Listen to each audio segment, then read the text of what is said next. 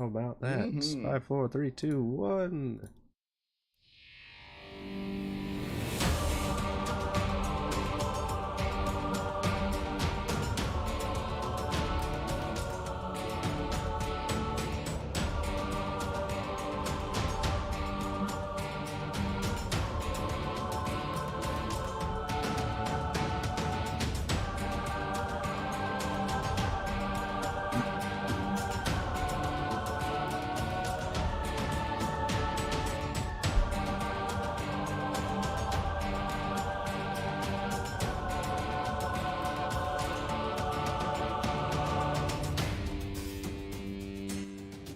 Hello everyone!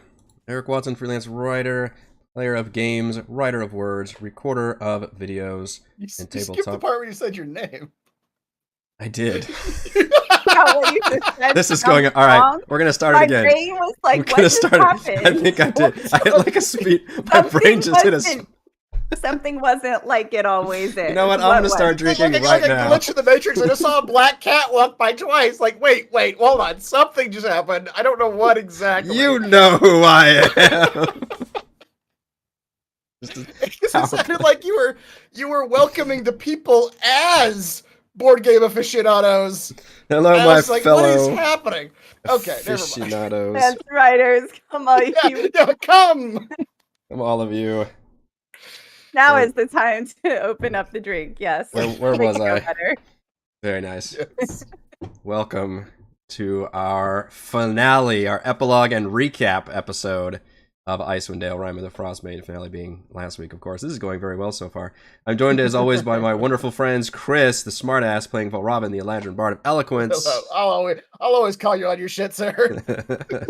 Like I say, I'll always be your smartass. Rochelle playing Celeste, the half-orc Sun Soul Monk. Hello. Reese playing Thimbleweed, the Thrycreen Swarmkeeper Ranger. You're muted, Sarah, but we can hear your face right now. I am muted. Hello. It's glorious.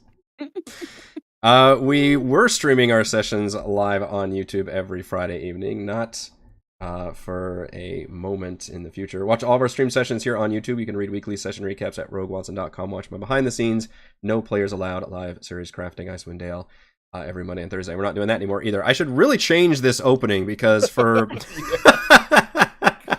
it's pure muscle memory. It is. I can't stop. I don't know what I'm doing for the finale. It turns out. I would love to see you just introducing yourself to some people at a party, and your brain clicks, and you just. He's been talking for 2 minutes. He's talking. Hey, Eric Watson here. That's right. That's like what the Eric fuck? Watson, I'm a freelance writer. What are you doing, man? You're not joined by anybody. What is he talking about? I just wanted to know if you wanted some water. I don't. Yeah. Or this is a Wendy's. We're also not going to do a Frostside chat after. You know what? None of this intro makes any goddamn sense now that I think about it. You can listen to it with the Rogue Watson podcast, but wherever you get your podcast, you can follow me on Twitter at Rogue Watson and join our official Discord server with invite link in the description below. In fact, there are giveaways right now. I just started our first giveaway in the Discord for Roll20 copies of Icewind Dale, Rime of the Frostmaiden. That would be the campaign that we just finished.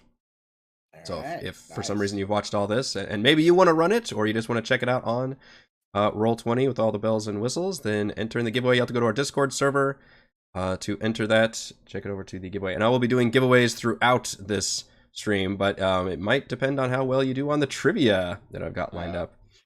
If you would like to support the channel, please check out patreon.com/roguewatson. Patrons get exclusive access to private videos, custom 5e content, and participate in monthly DM roundtables and private patron D&D games. Shout out to new patrons this week. Thomas.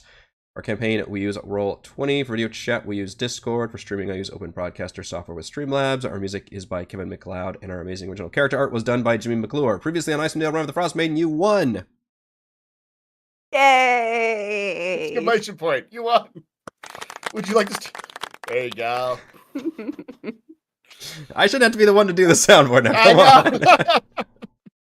I got 8 things I gotta do. No, I do have a little ditty. After defeating Ariel Arthas and unlocking the path to the Mythalar, the party appeared in the midst of a chaotic battlefield as Avarice's Chardalyn-wielding fanatics... Oops, I clicked something. Faced off against the Frostmaiden's forces. The battle was long, and the party was already wounded, but they had plenty of moxie and healing potions, and a crucial dominate monster spell by Valravn, who wrested control of one of the frost giant skeletons. Frey rejected the Frostmaiden's call to become one of her icy servants, and when the goddess forced her to transform, the expanding Mythalar ripped the Wendigo from her body, forcing her to confront her darker half. Edmund summoned animals, Celeste threw radiant blasts, and Thimbleweed rained a storm of arrows upon the battlefield. Valravn teleported Avarice away from the Mythalar and into his allies, where Frey drank a potion and transformed into a saber-toothed tiger to pin her down. As the Frostmaiden's body exploded from Thimbleweed's arrows, Valravn used Bigby's hand to grab her still-living crystal as Frady Cat pounced on top of it. Their enemies defeated, the marshals gathered on the walkway above the destructive Mythalar and used the power of friendship to attune together. Valravn's will won out, and they used its remaining power to reverse the Frostmaiden's everlasting rime, permanently reducing her hold over the region and neutralizing the threat of the legendary artifact. You won. We won. And I think we Is can... that Yes. all that happened? Was the curse was reversed? There wasn't like any kind of dark, sinister wish from Valravn at the end? Did you whisper anything at the end about, and maybe a little bit of power for myself? Yeah, exactly. And then who knows subconsciously? yeah, It's, may come up.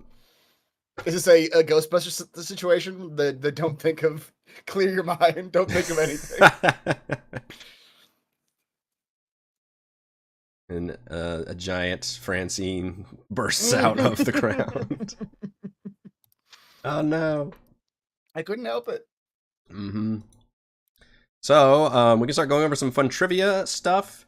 But also, I just want to turn it over to you all, and if you have anything to ask me about any of the things we did, any of the areas, we can look at maps, I can pull back all the different layers, I can very, very briefly kind of go over everything we did, or you guys can ask me questions about it, which is really kind of a, pretty casual system we got here. And you're looking back at the Icewind Dale map that we actually haven't been looking at it for a hot second. And chat, also for you all, feel free to chime in. We did this a little bit during the crafting stream I did on Monday. I did kind of like an AMA where folks could chat with me about the session as well. But now we've got at least some of our players. Hopefully we'll be joined by the rest of our players. It looks like they're both having baby aggro, as is tradition. So, what was the maximum amount of towns that we could be the sheriffs of, the marshals of? Badly did we fuck them up. No, I think it's kind of scripted to go down that way, and that was something I really liked when I was reading this campaign. I was like, oh, these are some real stakes. Like, obviously we play very, fun and casual, but I just thought that was a very interesting moment to have happen, like halfway through the story is like this very real horrible thing happens to this region that hopefully you've cared about somewhat. And I like the way that's structured, where you start out, going around doing town stuff and helping people at the county level before becoming, district managers or whatever. But then all of a sudden you unlock this villain who's got this very like Bond villain setup where he's got this evil fortress and this, WMD gonna go off, and then it does go off and you can't actually stop it. All you can do is race to try to figure out what you can do against it. So in a way, I don't know if there was a way to actually save too many 10 towns. I will say that the way the book does it is way worse. The way the book is written is when you approach the Sunblight Fortress, which is the big Dwerger fortress where the Chardalyn dragon came out of, the dragon is released at that time. And the players have to choose, and you're at the entrance of the dungeon. Do we turn around and chase this dragon, or do we go on to the dungeon and see if there's something we can figure out in there? And I did not like that choice at all. It felt just pacing-wise really bad, and I hate to do that to the players. We're like, well, traveling is not, an easy thing to do in D&D, and you traveled all that way to go to that dungeon. It's like, well, now we got to turn around and go back to fucking town Right, and chase after this thing. Yeah, and you have like no context for it, so I definitely wanted to time it with this was going to happen at the climax of the dungeon, so it makes a proper like, okay, now this is the next thing you have to do. But yeah, it's even stricter in the book. That's interesting. Mm-hmm. There was a number of changes I made. Most of them were in the latter half of the campaign and not the first half of the campaign. A lot of the first half I actually ran pretty close. Can we do like just for my own benefit, just a real high level bullet point of like the places we went in what order? Yes. What did we do during this What campaign? did we do I over would the last 2 also years? like to know. Yeah. I don't know if this is one of your trivia Wait. things or not, Eric, but it's I literally veto been that. 2 years. Yeah, I was gonna ask that too. When did we That is start? fair. I know we were in our new house when we started, so it was at least summer 2020. At I was a least, totally yeah. different person back then. Well, it wasn't I had a full 2020. beard. That would be 3 years ago. Had hair. Yeah, you had hair. So, yes, it was. This is officially our longest campaign. It was over 2 years old. Our session 0. Do you literally want to guess? Or you want me to tell you? I have no idea. Yeah, I'm trying to remember like do what we get a prize if we get closest? there's. I do That's a remember good trick. watching a video. Oh, I don't remember. So I think it was the summer months because I I want remember to say September 2020. September 2020. That is a long time. Hey, King B, thank you so much. A blast watching the series. Just got done with session Is it 0. 2021? I think it's Human, wild 2021. magic, sorcerer, 2021? kobold, My guess would be like cavalier fighter, March owlin, or archangel, something. rogue, and a dwarf, life-demon cleric, swing, Icewind Dale. Awesome! Thank you so Ooh. much. That sounds like a good party. Wild magic's a lot of fun. Yeah, it is. And I My think guess would be like spring 2021, like March, April. you something are like that. 100% correct. Session 0 was April 30th of 2021. Mm. Wow. Yeah, So session... it's been like 2 years and 2 months, or 2 years and a month. Yes, 2 years and a month. Yep. And I've talked about... Actually, I guess I'll ask you guys. Do you know how many sessions Tomb lasted compared to this one? I feel like I brought it up, but maybe that's the crafting streams. They all kind of interlace for me. I feel like I literally have no concept of time while we were talking about this. Like that I could do a lot of math to try to figure it out. So Tomb was... Certain of your children weren't born. Well, obviously, yeah. Over two, yeah. Well, one of them was born. in One of 2020. them was born right at the end. She came early. She literally got born. Right. We were doing the last session, and she fucking came a couple weeks earlier. We're trying to wrap it up. That one was 86 sessions and lasted 23 months. So this one just went over that by Wow. like 2 months and 4 sessions. Yeah, and it took us a few more weeks because we had some other breaks in between. Like Heather ran Forge of Fury at one point, so. Oh, right. Wild Raymond has appeared.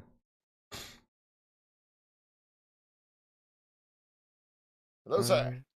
Welcome. Thank you.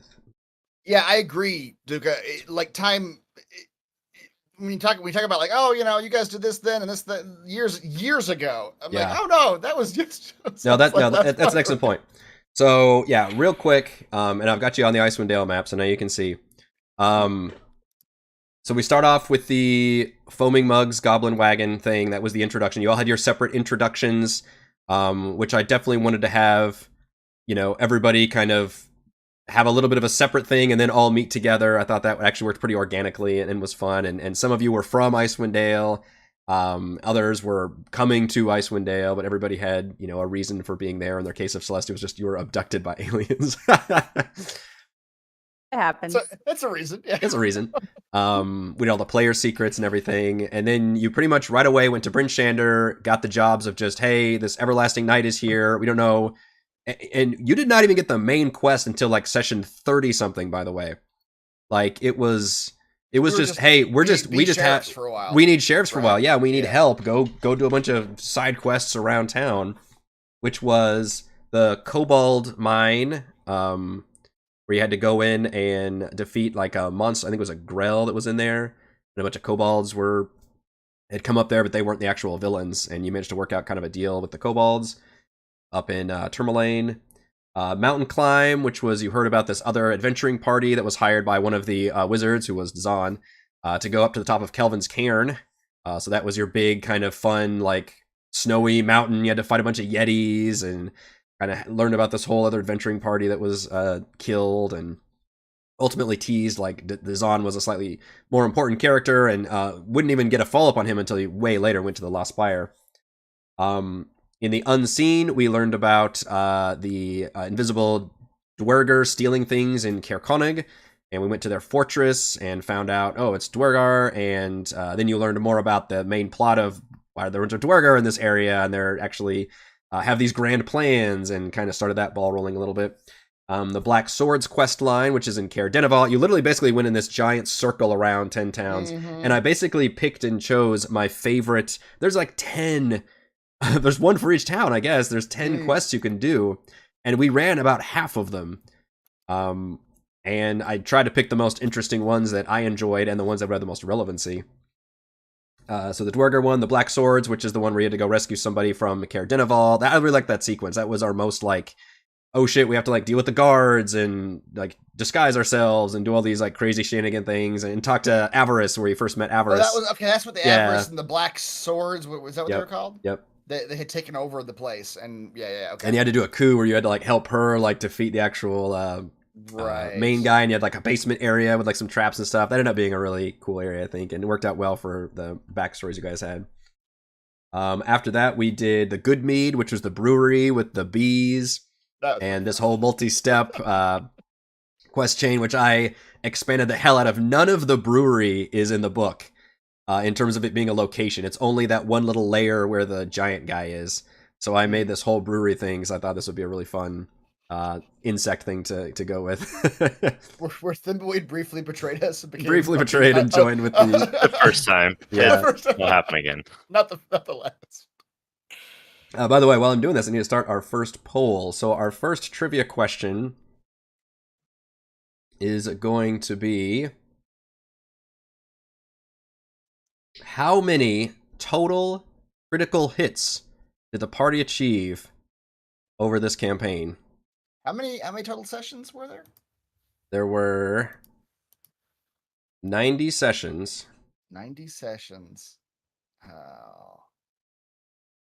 And I thought you were gonna ask who remembers what Frey and Val Robin stole from the bee souvenir shop. Oh, that'd be really. I need to do number ones. I figured that'd be the easiest thing to start with. Oh, I need to. Sorry, I need What to did put we this steal? full above. We still There we go. t-shirts? No, it wasn't t-shirts. It was little plushies. It was souvenirs. Dolls? So there's a multiple choice, by the way. You can vote A, B, C, D, or E. A is 71 through 80. B is 81 through 90. C is 91 through 100. D is 101 through 110. Or E is over 110 total critical hits that the party achieved. You just have to do vote and then a letter. That way it makes it easy versus having to type a whole bunch of shit. And it should be visible on the stream, the actual poll, so you can see the number results. Did you type a letter or a number? Just type the letter. Sorry, don't type the number. Yeah, so whatever number range you think is applicable, type that letter according to what the poll says up there. I think they're getting it. Wait, are you polling us or the viewers? You guys can vote too, but you got to vote in the Discord thing to make it count. Where? What channel?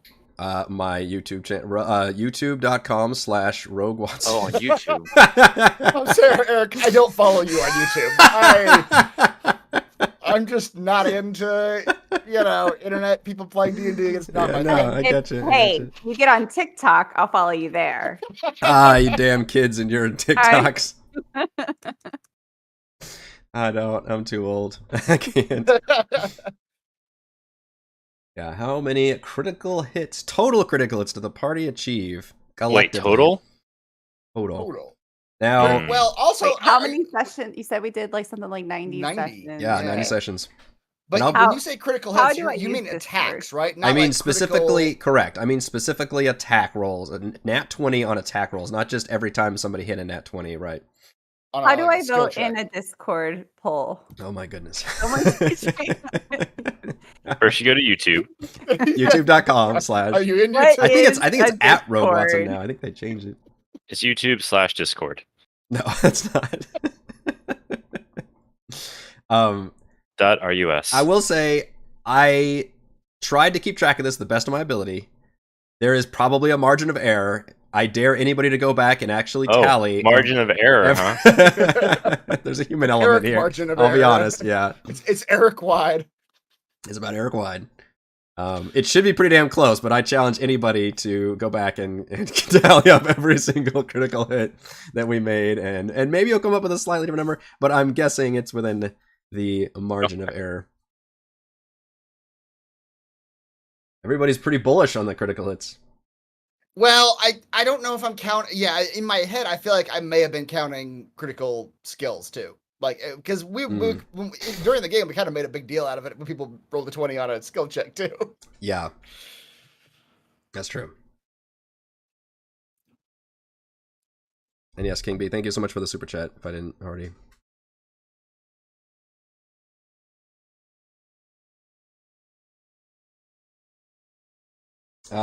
So everything I just said, the brewery thing, the good mead, and then it ended with that first chapter kind of ended with going back to East Haven, or going to East Haven, and then really starting the ball rolling on the Dwerger threat, where you guys saw the guys in the boat, and then you actually stopped them in the middle of like a heist that they were doing, and then you got the information that they have a fortress out in Icewind Dale. Is that where we fought them in like a museum or something? Yes. City Hall? Or Yes. something? Yeah. Exactly. And that Were is they heisting? It was like an old Charlatan statue, yeah. It broke open and there was like one of the living hands that you guys fought at the very end of the campaign. I used as like a boss fight early on, which that's a trick I really love to use, which is you fight an enemy as a boss early on, and then later, once you level up and get stronger, it becomes just kind of a normal like enemy for you. Yeah.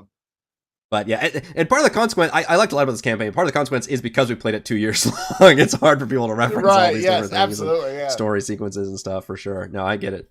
Like as you're describing it, like battle maps are popping into my head. Like I remember now what the City Hall looked like. I remember what the little ship on the frozen lake looked like. But yeah. Yeah, and I can be showing you visual maps. I just haven't been running through all that stuff. But if you guys ask or want to see things, I can definitely do that. That got us all the way. Everything I just said got us to level 5. That was all basically chapter 1. Okay, yeah.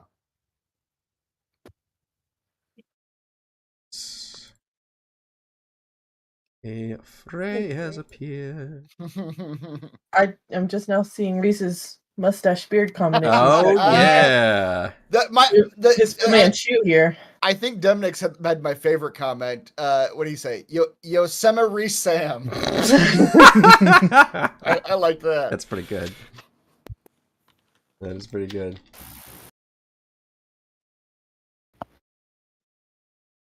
All right, have we reached the end of this poll? I don't know. Almost. Yeah. Rochelle loved it. I think mine froze loves with it. like 18 seconds left, but I think it's working. Something about changing the thing over. I want her to Don't look about this one. There it goes. during the stream to walk into the room with a trimmer and just. Yeah. I'll probably be doing that either tonight or tomorrow morning. I should have done that. All right. I'm confused on what's going on. He was the most voted option. So all of you voted for over 110 critical hits. I think it's the one before that. Or the tiny 110. D. We only had like 90 sessions, and we didn't combat every session. That's a good point. The answer It's the one before that. total critical hits the party achieved 112. Wow. Oh, Yes. You set us up a little bit. And yet 10 plus. and I'm yet- gonna put it right. Yeah, and yet we succeeded. you succeeded. Yeah. I didn't vote for you actually. I voted for the one below it. I think I voted D. How So dare you. I was incorrect. There you. Always vote for tiny D.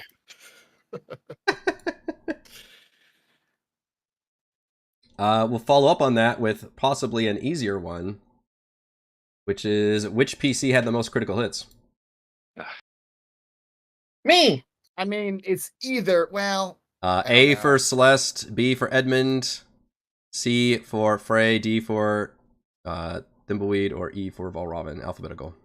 Again, still using A, B, C, D, E. Don't do the player names. That's all these polls are going to be then A. you gotta I'm type learning that how to somewhere. vote. Yeah, I've already forgotten what you said. Well, it says it should. Whenever I start the poll, it should say the Streamlabs thing should stay on there. It has a question. It doesn't have the No, names. it doesn't have the names on it. Doesn't have the answers tied to the letter. I see. It would be on the visual thing. So yeah, you're right. I need to type, or maybe one of you can type in the poll and say A for visual so thing? on. The actual stream should have it on there. You guys It's can not- actually it's not watch in the stream. There's not gonna be any spoilers. It's not in the chat, but it's on the video. Yes, it's on the video.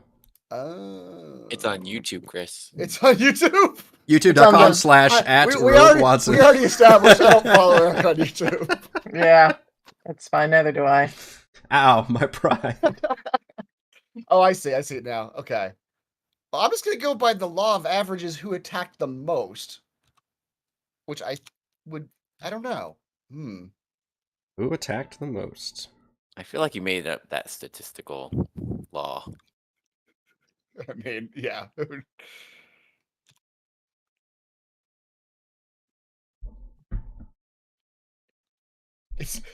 I like the chat's on board that it was not me or Raymond. That's probably a fair assessment. The other three are fair game, but it wasn't one of us. Y'all want to I was look getting at a little sad I didn't get voted on, but it's the truth as well. it? Yeah. You were too busy pulling animals out of bags That's true. to attack. Charging If there arm was a cannons. poll for who pulled the most animals out of bags, I feel like I know. That's right. Yeah, we got that. Got on the lock. Boy, you guys there was just some like 1940s cinematography going on in Rochelle's stream. I saw a very clear shadow of Reese come in and pour a glass of wine and then exit screen. That was very weird. It's the mustache beard thing. It's really getting to you, Chris. It's yeah. I have a ring light on my computer, so I think Okay, that's- it was that's such a really clear funny. shadow. It was like you guys were doing some sort of like, I don't know, like Nosferatu type camera trick. It's like, oh, Restore some of the wait. maps so we can look at some of these. Hey, hun, since it's like the end of the school year type thing, can we do like the high school most likely to vote? Like Yeah. most likely which character is to, most likely to? Yeah, that'd be like, pretty cute. most likely to turn and like kill everybody type of a thing. I think we know the answer to that. You vote. It's I'm all s- Valravn. Actually, This- James, you got a good point. Even though I think probably Celeste had probably attacked more. Frey was attacking with advantage all the time. So Hmm. Hmm. Also, Sweet advantage. how much did Celeste attack for the 4 months I wasn't here? Let's Right? take that. That is into the best account. chance that we would just I- auto to be fair, attack with you, that's- basically. I don't we know wouldn't use how any much it fancy actually rolled abilities. for me. Yeah. yeah. She I went got a on couple- just I got a couple autopilot crits. punch whoever's in front of you Mhm. mode. Yeah, when I was playing Celeste, I got a lot of crits playing. That's true, you did, yeah. Yeah. How long was she a fungus monster? Oh, there's Another- that another too. good There's point. also that. It was at least Yeah. like a month. Yeah. So we're looking at Yeah. the map for Kaer Denival, which was the keep where Valravn confessed that he was a spy for Avarice. Mhm. You had to fight yeah. Kadroth. This one has a dungeon section down here. That's right. People fell in this icy water at the bottom, right? I remember that was a thing. I think so, yeah. This was cool because it was a combination like social like castle thing to deal with, and then it turned into a fight, and then it turned into like kind of a mini dungeon at the very like dungeony bottom level of it, and had a little boss fight at the Yeah. end. I remember there was a cool yeah. fight when we were leaving because we were all on a boat, and then there was just a bunch of dudes at the end of the. Yes, this I river. think I And ended we were a like, session, Oh, we're fucked. We're all on a boat. and I think I ended a What are we gonna session do? like that. Yeah, that was pretty neat.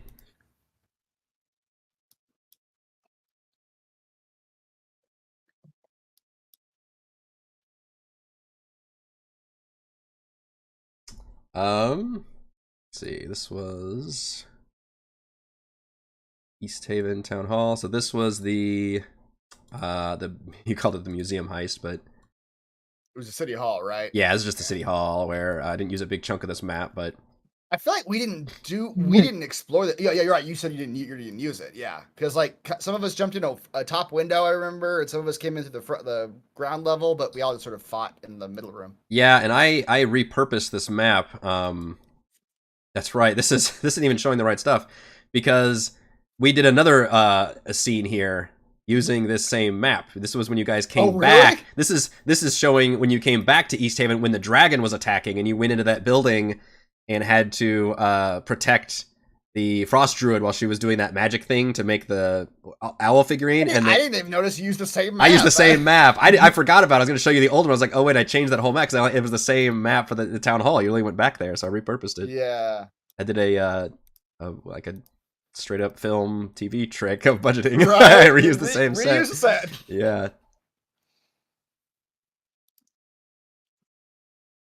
The gem mine from very early in the game. This is one of the first dungeons we ended up doing, I believe. I remember that guy. Yeah, that guy. This is the one where we had like psychic stuff going on with Celeste, right? Like there was some the skull very or something beginning here? of it. Yeah. Okay. Were we fighting on an elevator at one point? I think so. I think so, There were here. definitely like elevation things happening in this one.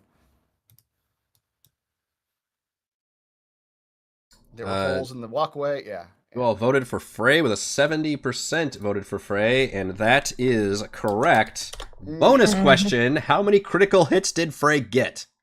Oh. We already covered the total number of crits, which was 112. Yep. And you know Frey got the most. Yeah. 45. Yeah, I'm gonna say 40, probably in that. I was gonna say That's 40. what popped into Yeah. my head too. I'm gonna go That high, I'm gonna is- say 65. 45 is Half. extremely close. The Yay! answer is, of course, 42. Ah, Yeah. That was pretty good. damn Nice. it. So that's Cover like that. like a almost a third of the crits. Yeah, Right? that's 4 to impressive. 12? Yeah. And you're right, she was It's and because she was and always always attacking always recklessly attacking. and always recklessly attacking too. Celeste would a lot of times do those other things that required saving throws, like the blast and Right, stuff, which technically right. you don't get to crit on those. Frey is always attacking, and yeah, you're right, always recklessly attacking. So Yeah. that comes out a lot. It's interesting to at the end of the campaign to see the stats. Like, oh yeah, that matters a lot. Right.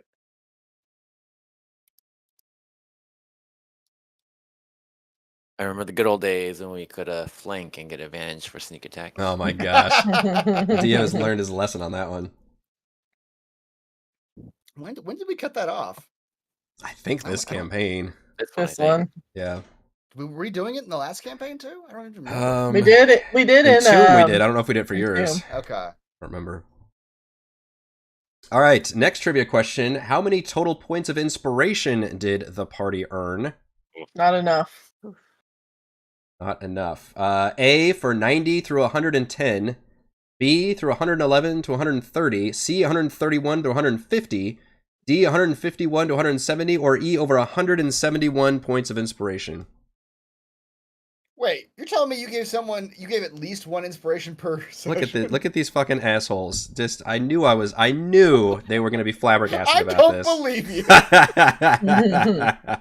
I fucking knew that was gonna be I was response. gonna say like 75. I know you were. I was going to be more cruel than that. I was going to say he gave us like 45, 50 points total. Where's the all answers too high option on this one? Yeah. Like, please. None above. None of the above. None of the above. None of the Our above. DM is an asshole. That's my fault. God. Yep.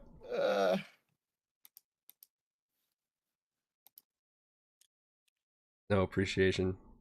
I mean, it's funny because it probably means we just didn't notice. Like, I don't know, for some. Well, I mean, you're spreading them out amongst all of us, so we were probably not noticing when other people got inspiration. To be honest, I don't care about other people. yeah, I don't care about other people. I don't care when Chris gets inspiration. In fact, I hate it. I hate it with every fiber of my being. I really do. Can I make a guess as to what the follow-up question for this one is? Is going to be which character got the most points of inspiration? And I already know the answer for this because it's going to be Raymond. Bets on a bet. You're getting ahead of things, but that is going to be the next question. Yes. You're probably right, though. You're probably right. Yeah.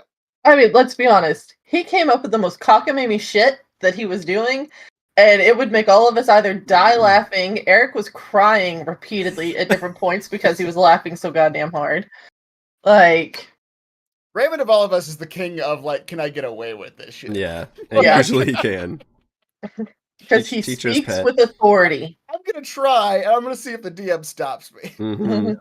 What can I use in my inventory That's at right. this moment? All right, I've started another giveaway on our Discord server for winning a copy of Keys to the Golden Vault on Roll20, which I We have a think Discord server? is goddamn it. What's Discord? You're on it right now. That's Oh, where you are. You're on it right now. I did not give Discord permission to use my name and or likeness. Keys to the Golden Vault, I think, still might be their most recent 5e release, which I really enjoyed. It's a lot of heist adventures and would make really good one-shots, or you could even frame a really fun campaign where you're just like agents going to do all these dungeons, basically. Ooh. Quite enjoyed that one. What's it called again? Total points. Keys to the Golden Vault. Call them Vault.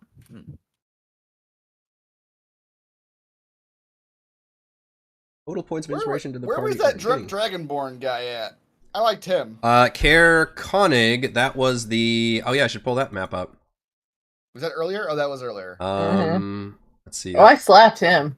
Yeah, I like the way we mistreated that guy. Fred really laid into him. When was that? I have two maps for the Dwarger Outhouse. Whatever happened to that guy? Oh, he When did died. that guy? Okay. Oh, this is the one I had to double in size. All right, so you'll appreciate... Is this where we also learned that Reese's character liked to talk to goats? So I feel like this is the list we need to make. All the running jokes that either didn't quite make it to the end of the campaign. Because I realized from chat just tonight, we stopped talking about Genocider at some point. yeah. The goats. We stopped whenever he killed our cart. That's true. Yeah, the He cart blew up our cart, so we had no reason Yeah. to talk about it anymore. that was the Genocider cart. So I wanted to show you the map on this one specifically because I had to blow it up because the normal map is a 10-foot square grid. And I originally took all these and just like, what if I just made everybody like bigger so they're like 10 feet big, but I just keep the scales? And I was like, how well did that look? And I was like, all right, now what happens if I double the map size and then add all my other stuff I need to add to it? So this is the map I did actually end up using. Ah, okay. So I just blew it up, Just blew it up. times. Yeah. Yeah, because I realized although this campaign does have a lot of full color battle maps, a lot of them are 10-foot square grids, which creates some problems. Weird. Yeah. Yeah, this had this said you had to go to rescue people. Had the fungus, trying to turn them into fungus zombies. Look at like one of the dwarf princes was doing that, right? Something like that. Yes. Yeah. I feel like this is a totally different campaign. I know, right? No more 2-year campaigns for us. I think. It's... No, to Eric's point, I do feel like the dragon was like an effective, such an effective halfway point that it really kind of feels like there was the first campaign where we were marshals of 10 towns, and there was the second campaign where we were dealing with fucking Arls. I mean, look at this is the active main quest thing that I created. Look at the first entry as session 34. That's when you first start learning about the main quest. So yeah, you're not far off. It's basically how this campaign works, which I thought was interesting going into it, because unlike 2 Annihilation, you learn right off the bat, hey, there's a death curse. It's in the jungle. You gotta stop it, and then you go from there. And it's not really much of a main plot. That's the whole thing. And then there's adventure along the way. This one, you really just kind of like there's an everlasting rhyme, but we don't know what's causing it, what's going on. Just help people for a while, and then deal with all these other threats, and then try to make it happen organically, where you learn more clues along the way. And then the plot will come to you violently. But we were all over the place with total points of inspiration. In fact, it looks like it is tied between B and C. Both lies. Which was either 111 to 130 or 131 to 150. So the correct answer is technically winning. Number C is the winner. Total points of inspiration was 149. Bullshit. Wow. Number C. Number C. Number C, baby. Who's My number C? favorite. Is that My Nimble favorite Leaf? number. No, C is 131 to 150. I Fun- thought we were We're not doing there that. yet. Yeah, Fun fact for Heather a jumped us ahead. fun fact for mentally. it, which I'll go ahead and start that one as well. So vote for the player who received the most points of inspiration. Same as the others: A, Celeste; B, Edmund; C, Frey; D, Thimbleweed; V, E, Valravn. Fun fact: in Tomb of Annihilation, total points of inspiration 128. So I increased the number of inspirations. I don't buy it. And didn't Nope. you say you I wanna would at some read point? out. At a loss. What'd you say? Didn't you say you would increase it at some point? Give it out more freely? I There's think one so. campaign where you're talking about that. I Yes. just remember, I remember those words being spoken. But I don't know if it's before Tomb of Annihilation or before this one. Yes, I did want to bring. I did want to give them out more freely, and I did. We did. I mean, we did 4 more sessions, and I did 20 more points of inspiration. So slightly more freely, I suppose. and yet, all of you are like, "This is we are bullshit." unappreciative. Yeah, I said nothing. I was completely neutral to the whole thing. It's never enough. It'll never be enough. I should calculate the average. Well, you could figure out the average. Was it 149 divided by 5? That's a crazy number. Oh, not times 5. I Since can't. you're pointing out how long it's been since these things have happened. Imagine if we played this campaign again. You know, like how games have that, like, Oh, new game massive plus. load. Game plus, yeah, new game plus. Let's You have guys a start new the game adventure plus. at like level Let's 15. do it. Yeah, let's new I'm game gonna plus. fuck these goblins up so bad. Just start this game over. Synaptic static, all the goblins just melt. All the their goblins minds. melt. We're flying on our fucking hand through this through the right. air. The goblins just want to live to themselves. But see, now that you're New Game Plus, now you know to go to the spaceship before the dragon, so you've got the spaceship to take down the fucking There Charlemagne you dragon go, yeah. and save 10 Town. What? I'm jumping ahead. No, I don't want to jump What ahead. if we Look at crash the spaceship into the dragon? that. That's right. Just Man. head on. This suicide mission. Yep. What if we did save 10 towns? Yeah, exactly. It's the what if. I mean, The resulting explosion would destroy 10 towns. Can I take that comment spell with us to the New Game Plus and then just launch it on the door and just before nuke it be on the over with 10. that whole thing? Yeah, absolutely. Yep. Just nuke the Dwarger from orbit. Just all right, we're done. Only way to be sure.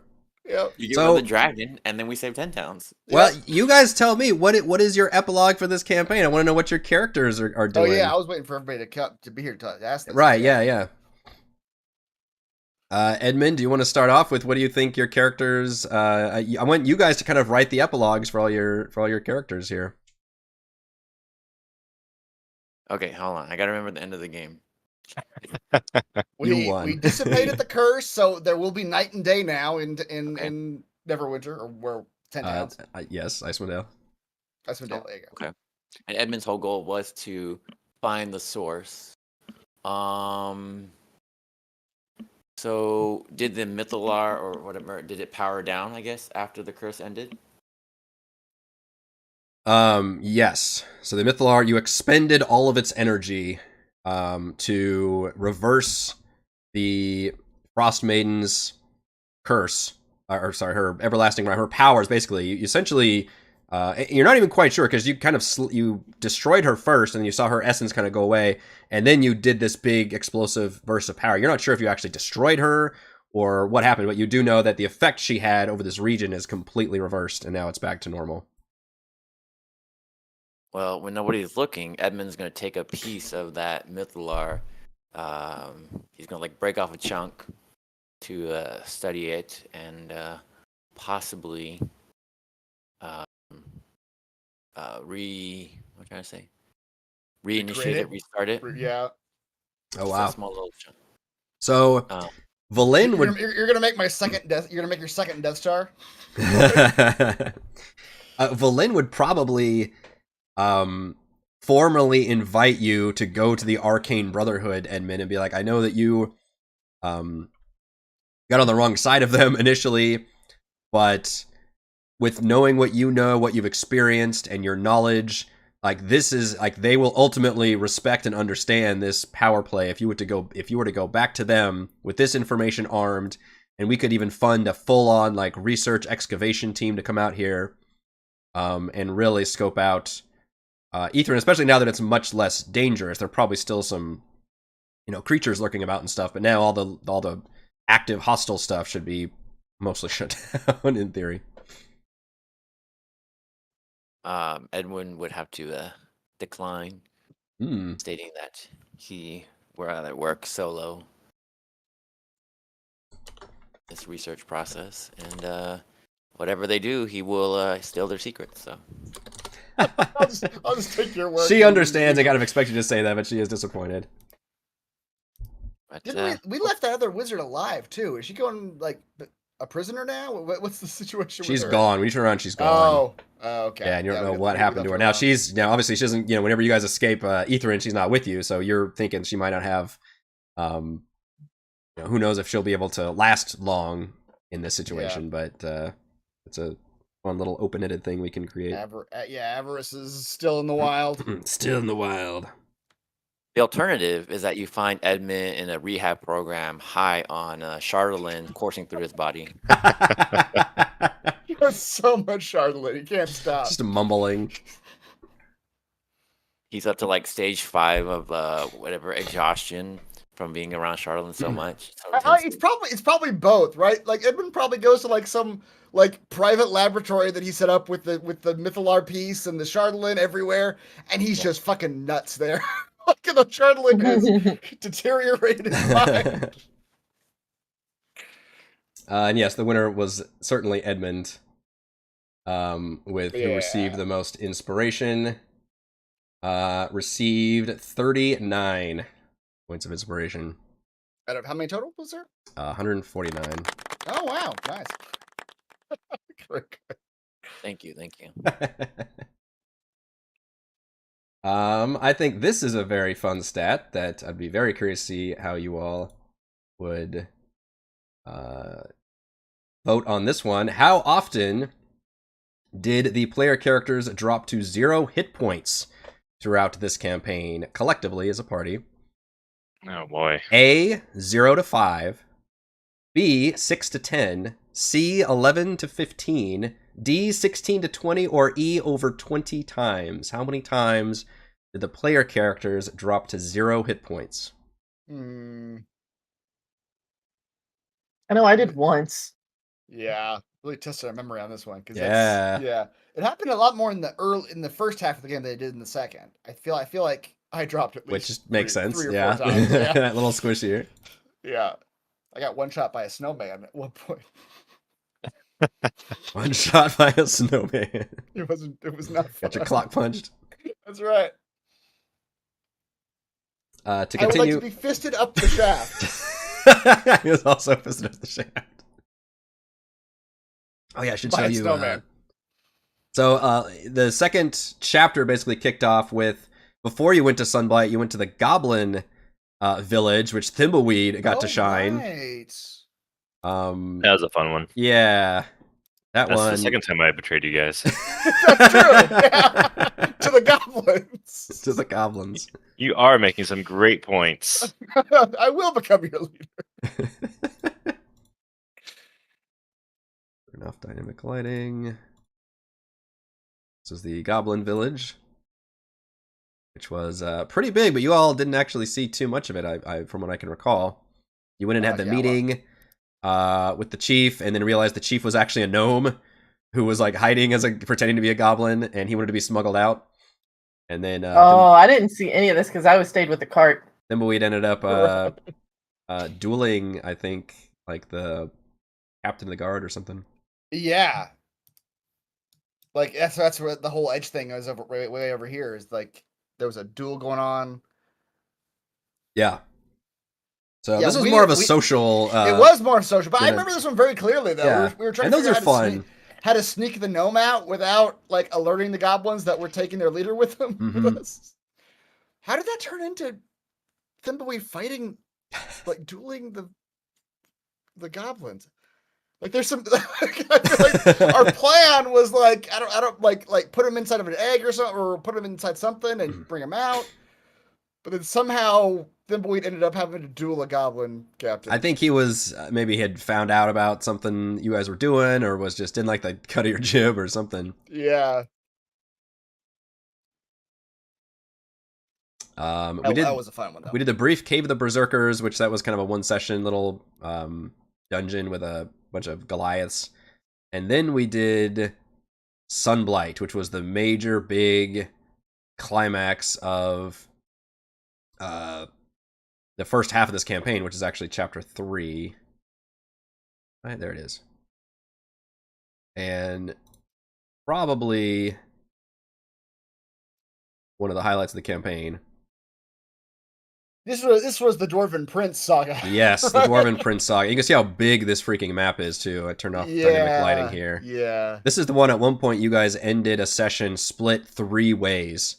Ooh. And I was as giddy as could be about the possibilities. It was so cool that the way you guys handled this whole situation. Because it's such a huge dungeon with so much shit going on. It's overwhelming for a DM.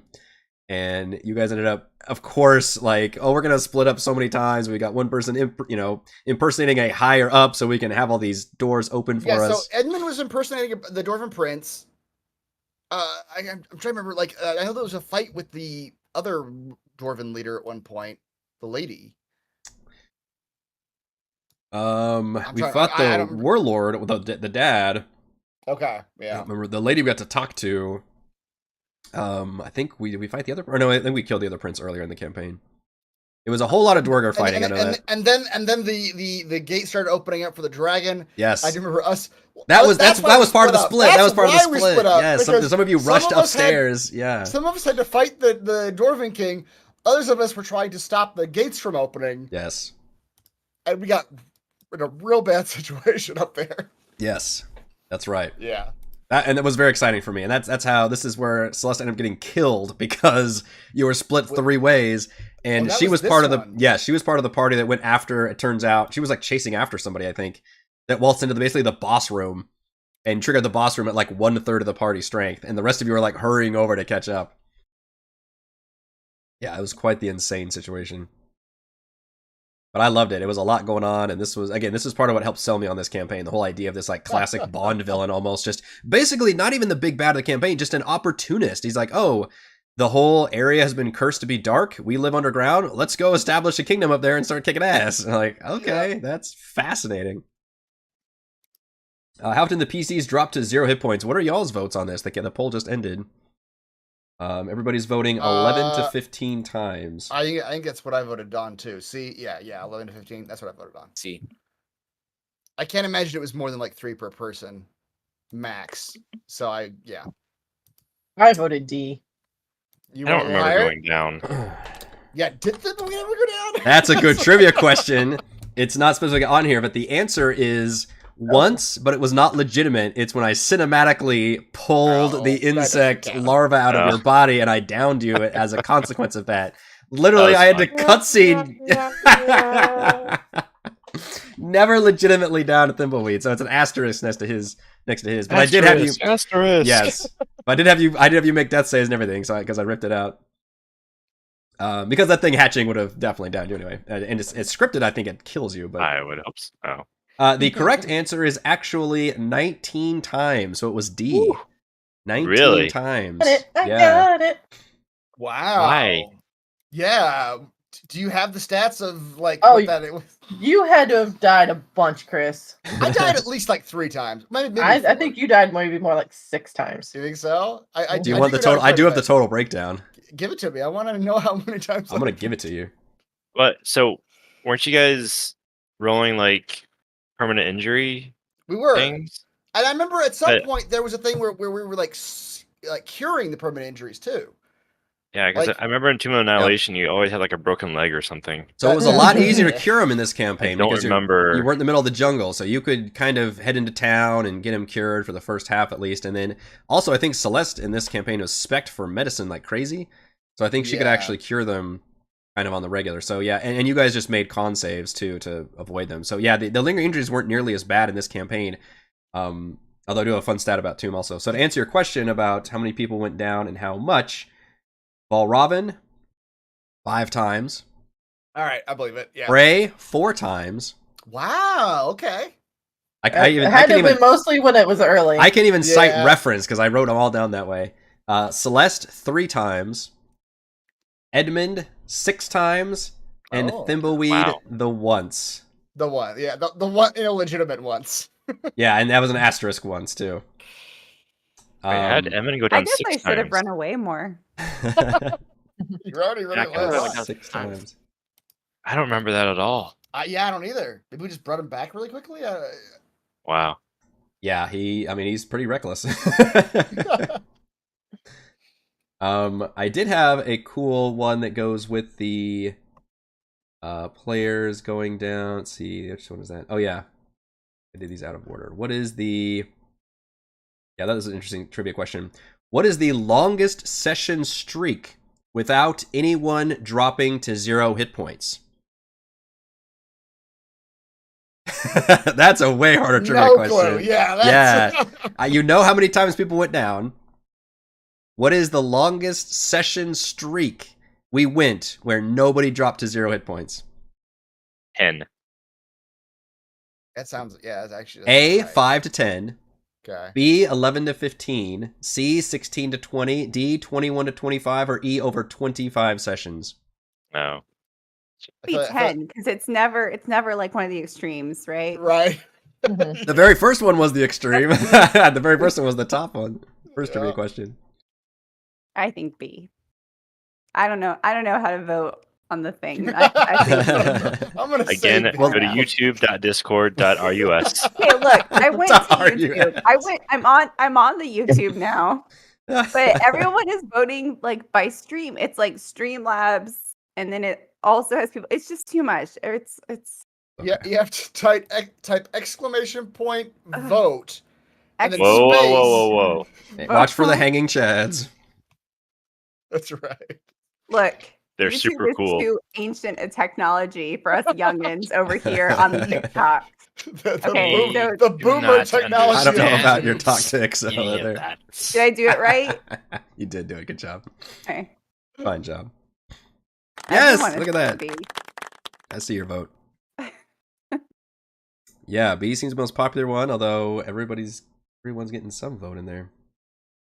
I thought it was an interesting trivia question. I legit thought that was Reese saying he didn't understand any of that, Heather. Until I saw the little picture of the soundboard. I was like, oh no, that's Heather. That's Reese isn't saying I nothing. do not understand any of that. The quality of the soundboard is too good. I can't tell when it's real and when it's not. None of it's real. Yeah. So yeah, Sunblight. Then we had the dragon got released. Celeste was killed. Almost, by the way, her body marched into the Underdark, never to be seen again until Valravn decided to raise his hand and say, "Wait a minute, can we keep that zombie body?"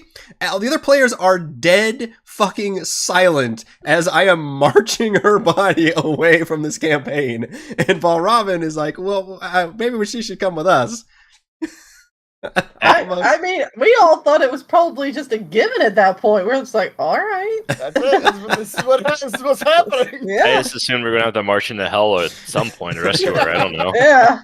We just figure it's part of the story. I so. remember that bit specifically, and you spoke up. That would have been fun because that was the thing. We were all so in such bad shape we couldn't argue with anybody. Mm-mm.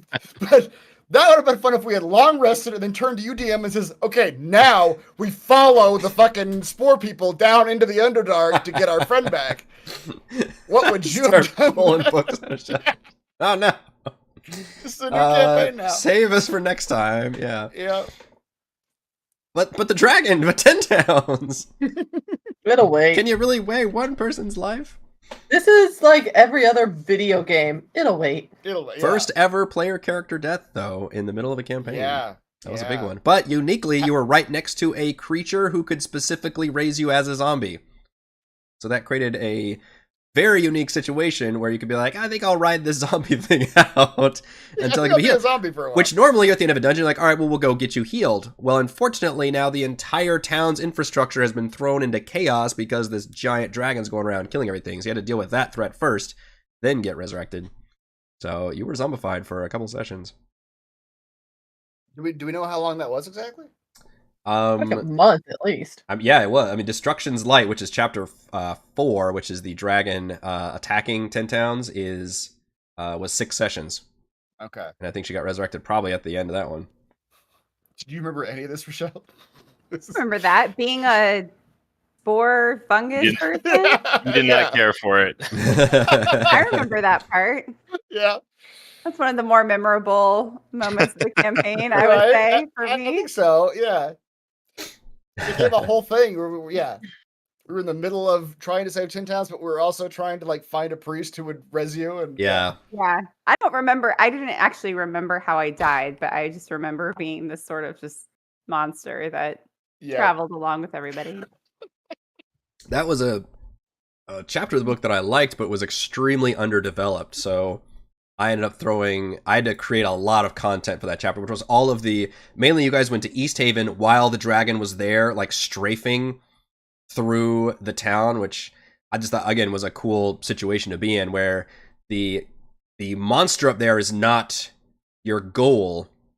Your goal is to like make it through town, like survive a bunch of hazards and threats. There were like looters, there were Dwerger like showing up as like saboteurs. I had to put all these maps together and situations. And then that's when you dealt with which we showed that earlier, which was the town hall, going with the frost druid who was creating this like dome and like protecting, but it turned out she was actually like draining people to create this like kind of evil artifact with the hopes that it would destroy the dragon. Unfortunately, she got taken out. Like the whole of East Haven got taken out by the Dwerger infrastructure. Like an Umber Hulk came bursting through, and then you had to take that artifact, and then you went to Bryn Shander while the dragon basically went out this big curve and took out the rest of 10 towns, and you guys could properly like mount a counterattack defense, going over to Targos and then unleashing that thing, which was this big owl thing. None of that part is from the book. The book is just like, it goes around. The book like breaks down like, hey, here's how much damage the dragon does, and what population of which town gets destroyed and all that, but it doesn't really give you any good. But it's just given that it happens. Basically, you're supposed to keep track of like where the players are and how well they can keep track, but given the movement, I don't know, it's very wonky how it works. Yeah. But I enjoyed that chapter. I just had to end up doing a lot to make it work. Yeah. Yeah. Then so story wise, Yep. just narrative wise. So now that we're at the end of it, we know that what Oral's goal was. So she was trying to put down the Dwerger threat just as a threat to her, I guess. Because Oral was there, right? I seem to remember like her creating some sort of creature to fight the dragon at some point. So Oral basically wasn't really involved with the Dwerger at all. I had her come in as kind of a tease at the very end. You guys, her Frost Druid had created this artifact using magic from, worshipping Oral. Yeah. And you guys released this grand like ice owl to down the dragon, and then I just wanted to have a fun tease where she shows up at the end and takes it for herself, she said something, but just kind of tease her the fact, but she wasn't really involved in that first story. And I was trying to come up with a way to like include her in that way, her main story was that the wizards came, or Valish and Nass, they found Ithrin. Baelish gets captured, imprisoned. Nass gets this artifact from the Brotherhood, plugs into their Charlatan dig site, which I'll show you that map, and connects to Ithrin and finds it, but then reactivates the Mythalar and like starts up all this to where it's repowered, but it's like damaged and sputzing. And then Oral freaks out about this, and she shuts down everything. That's when she puts her whole power into shutting down, because she's from Ithrin, and that's her like she feels exposed and like, oh shit, they found my secret. Yeah, so this in my mind is where like the second campaign starts. Like the second half of the story. Yeah, it basically is. Yeah. So the problem with my rewrites of connecting the Brotherhood and Oral together was, in the book, it's just Valin shows up at the end of the dragon thing and just tells you everything. It's like, oh yeah, we need to go take out the Frostmaiden, and here's the location of Oral's abode. And by the way, there's this lost city. We need to go down there. And she just tells you all this information. So I wanted you to learn this information through clues. So I had you find like Valish's desk. Oh, we had that puzzle thing. God, where was that? That was a fun thing we did. What's this? If I remember, I had a whole map where you could like interact with it. What was it called? There we go. Gaunt's secret desk. Oh right, This we're like one. you eventually had to tell us that we could click on this map. Yes, We were just like staring at it, going like, "What Yes. do we do?" You could move things around and figure out like a cipher. Yeah, it was a whole clue. That was fun. Yeah, that was something really different we hadn't tried before in Roll20. Very like escape room type thing. Yes. In order to find that dig site, and then the dig site is the dungeon I had to come up with to kind of bridge my storyline together and make it work. This map is from Seafoot Games, which is map makers I support on Patreon. And then I had to basically create a dungeon that was the place that Valish and Nass used, because I greatly expanded their role in this campaign. And that's where you met Nass and discovered the location of Ithrin, technically, but you couldn't get in there yet. And you also lost to Valen. We ripped out Thimbleweed's bug, because at this point I was totally thinking like, gosh, is there any way I can go from Thimbleweed carrying around this bug into an alien situation? And I kept trying to wrap my head around how to do it, and finally I'm like, you know what, fuck it, we'll just cutscene that this mega villain just rips it out of him and takes it, and then uses it to go break out her boyfriend.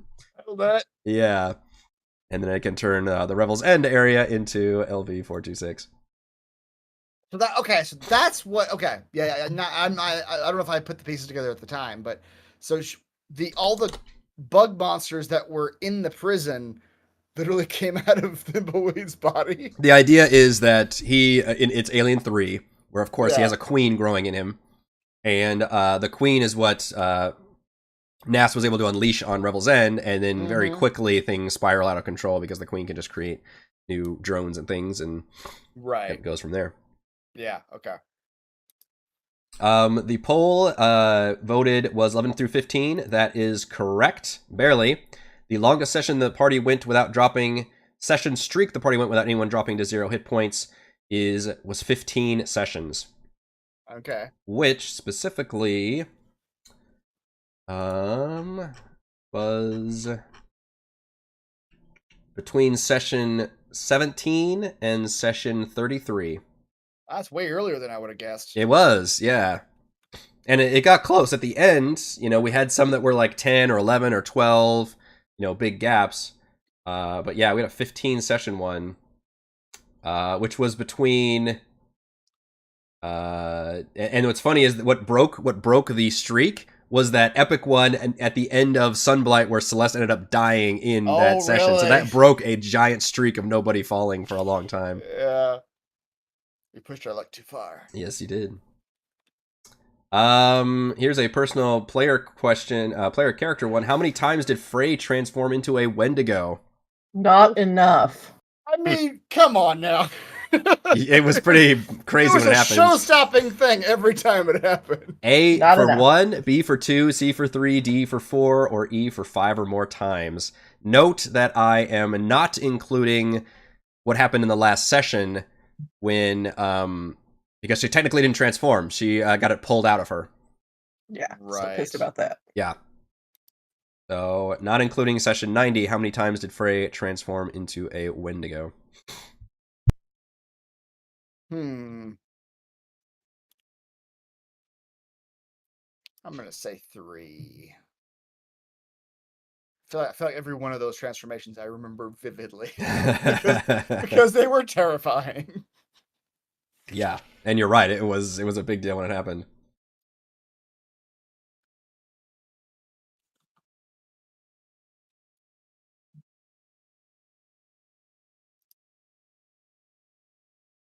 Bugs.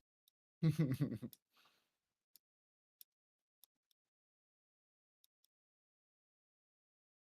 remember this map. This is where we met the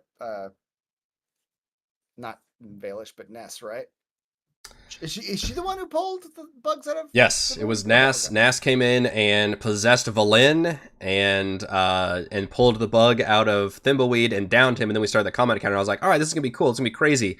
And then Frey transforms into a Wendigo in this same encounter, and I was like, oh shit. It was insanely crazy. Yeah, I was not necessarily expecting that to happen. Mm-hmm.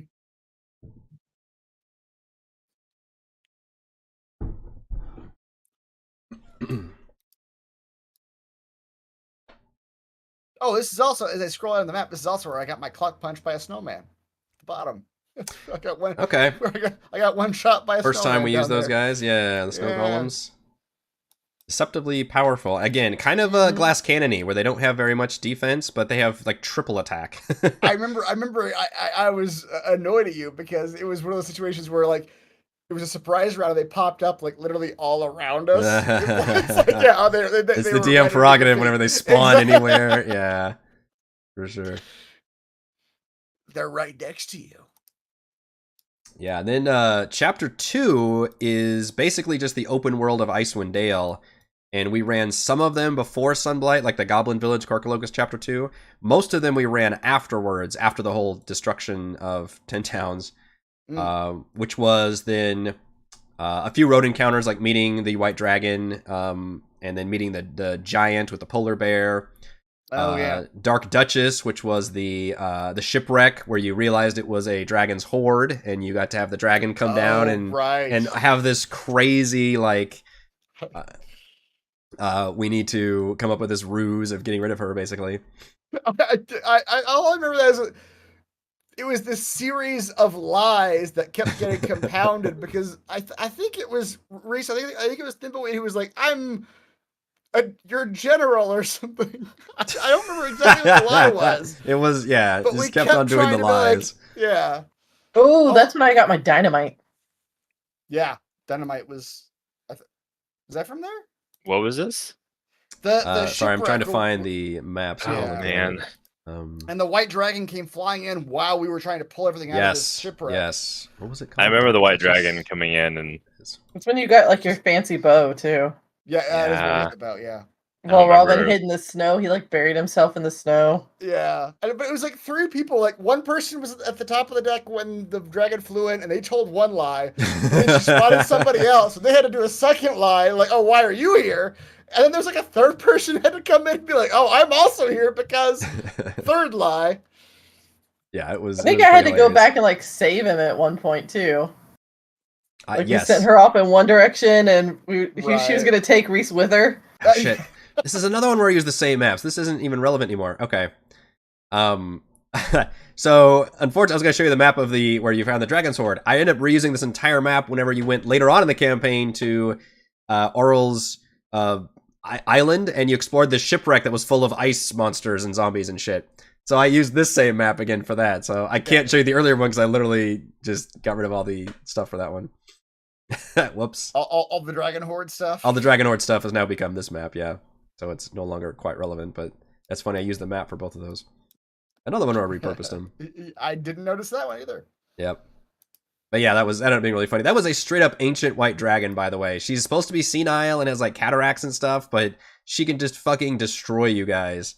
So it is supposed to be a little bit more of a social thing. You did that at one point by having her like bat. I think she did like one ability, yeah. And it was like, oh, Frey's like fucking destroyed by backhand. I still stood right back up. Thank you very much. Yeah. I didn't die.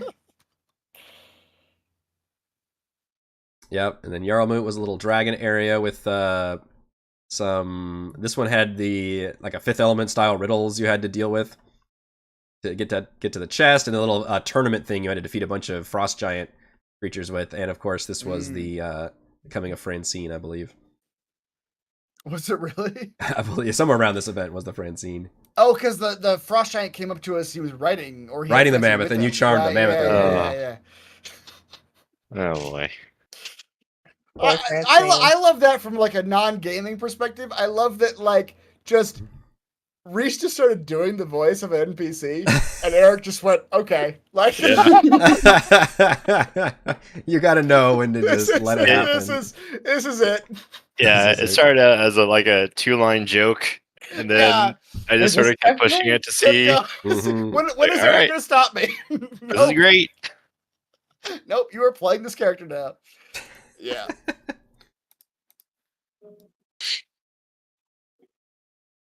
Let's see. Poll. When did? Yes, it has. The winning vote was 3 times that Frey transformed. By my records, I have 4 times. Holy moly! Oh my! What do you have? I have session 43, which was the final fight in the Shardland dig site, which was our first seeing of Frey transform into the Wendigo, which was extra crazy because it was already a big that's epic moment. funny too. And I rolled one of those dice and I went, "Oh my god, I'm so sorry." And because we had talked about it that day about how funny it had been because it hadn't happened yet, and then all of a sudden it happened, and I was like, "Oh, I'm so Wait, sorry." Is that the one where they were pulling the bugs out of the boat at the same time? That's that one? Yes, at the end of Okay. that Shardland dig site event. Yes. All right. Yeah. Okay. That was one of the ones in my memory. Yes. The next one was session 49, which was actually we're looking at it right now. You ended up fighting a bunch of creatures, and I think Thimbleweed or somebody threw an earth elemental to summon it, but then we lost control of it. And then and that was all that was left in the fight. And then Frey transformed into Wendigo form. She used one of her abilities, so suddenly it became, oh shit, now we gotta also deal with Frey as a Wendigo. That was number 2. This one might be the one I forgot. Yeah. Number 3 was the boss fight versus the Kruthic Queen at Revel's End, which I can show you that map. Which, again, that's another area that I changed the crap out of. There's, like, nothing going on in this area as written. And I turn it into the aliens. Courtesy of Thimbleweed's thing. Here's the giant map, which we only saw a fraction of. So she transformed during another big boss fight, which actually, this one worked out really well because there were a ton of enemies around, so you didn't actually have to fight her most of the time. You could just let her deal with all the enemies. So that was her third transformation. Okay, yeah. That was session 62. And then fourth transformation was, of course, the terrible, terrible one for all of you in the Caves of Hunger, where you had to fight her for like 2 sessions straight. Yeah. I almost got you all too. It was very frightening. Yeah, so four times. Okay. Total. You also had the Wraith thing to deal with at the same time. Yeah, it was like a boss fight, and then also there was Frey as trying to kill us. That was technically a kind of similar to Thimbleweed. It was like a cinematic thing where I forced something to happen because it would have the right moment to happen there. It wasn't her eating things. It was like, hey, you're following this creepy trail of like, and the overwhelming, and the whole thing has a theme of like cannibalism and evil and stuff. I was like, this is definitely going to be where I'm going to exploit this for Heather's character. Yeah.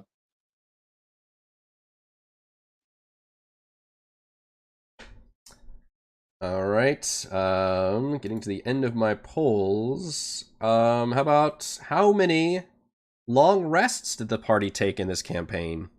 Not enough. Probably less than there were sessions. Definitely less than there were sessions. Probably. A, 11 through 15. Oh, Jesus. B, starting? 16 through 20. Okay, hold C, 21 to 25. D, 26 to 30. Or E, over 30. Hey, It's definitely not E. So it's definitely not one per session, my friend. I guess that makes sense. I mean, think of how many sessions you're in the middle of a dungeon. You know, you're not long resting there. So now here's the thing. You got your answer, Chris. Note that I'm not including how much time the campaign took in universe. I'm not including like, hey, 2 days go by or something, which doesn't happen too often in this campaign anyway. Well, the early game had a little bit of travel, didn't it? Where like a couple days. It does, and I'm not actually counting the days that went by. I'm only counting literally when players functionally long rested, and got the benefits of a long rest. Correct. Yeah. And plus, with our travel rules, we kind of don't have people long rest automatically anyway when they're traveling. So it's literally when did you get the benefits of a long rest? So we know bare minimum you long rest when you level up, right? Bare minimum. Bare minimum. And I feel like now that I'm thinking about There's it, the it may not floor. be a whole lot more than that. Yeah, I feel like our DM doesn't give us any inspiration or any long rest. I have to lodge my complaint here. Let's just put it in the box. On the board. Yep. Not enough long rest.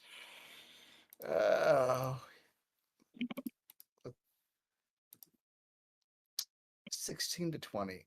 That's what's getting the most votes.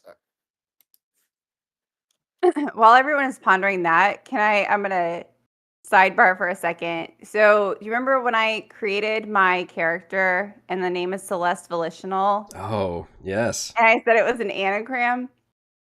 I feel like this has been guessed, but it's been forever because this was something happened in the very beginning. But I think if you go back to look at comments for like session 0 or session 1, I think some folks have guessed it correctly. But I'm glad you brought this up. I think, the only thing I remember was that someone guessed something that was like, that also worked because Celeste's backstory is that she is a janitor. Anyway, Celeste Volitional is an anagram for I love clean toilets. I love cleaning toilets. I love cleaning. Yes. Yeah. Yeah. Forgot That's about very that. clever. Yes, Yeah, that was a right. thing for the very That's beginning of the great. campaign where people were trying to guess people it. Yeah, were guessing. that was very clever. Yeah. I do think that people got really close at least. 'Cause Yes. I remember Yeah, toilets there being was something used that at was, some like, point. super That was a fun close. trivia question. Yeah. You're right. I could have brought that up again and seen if anybody That's- if anybody yeah. remembered. But yeah, another consequence of it That's being so great. long.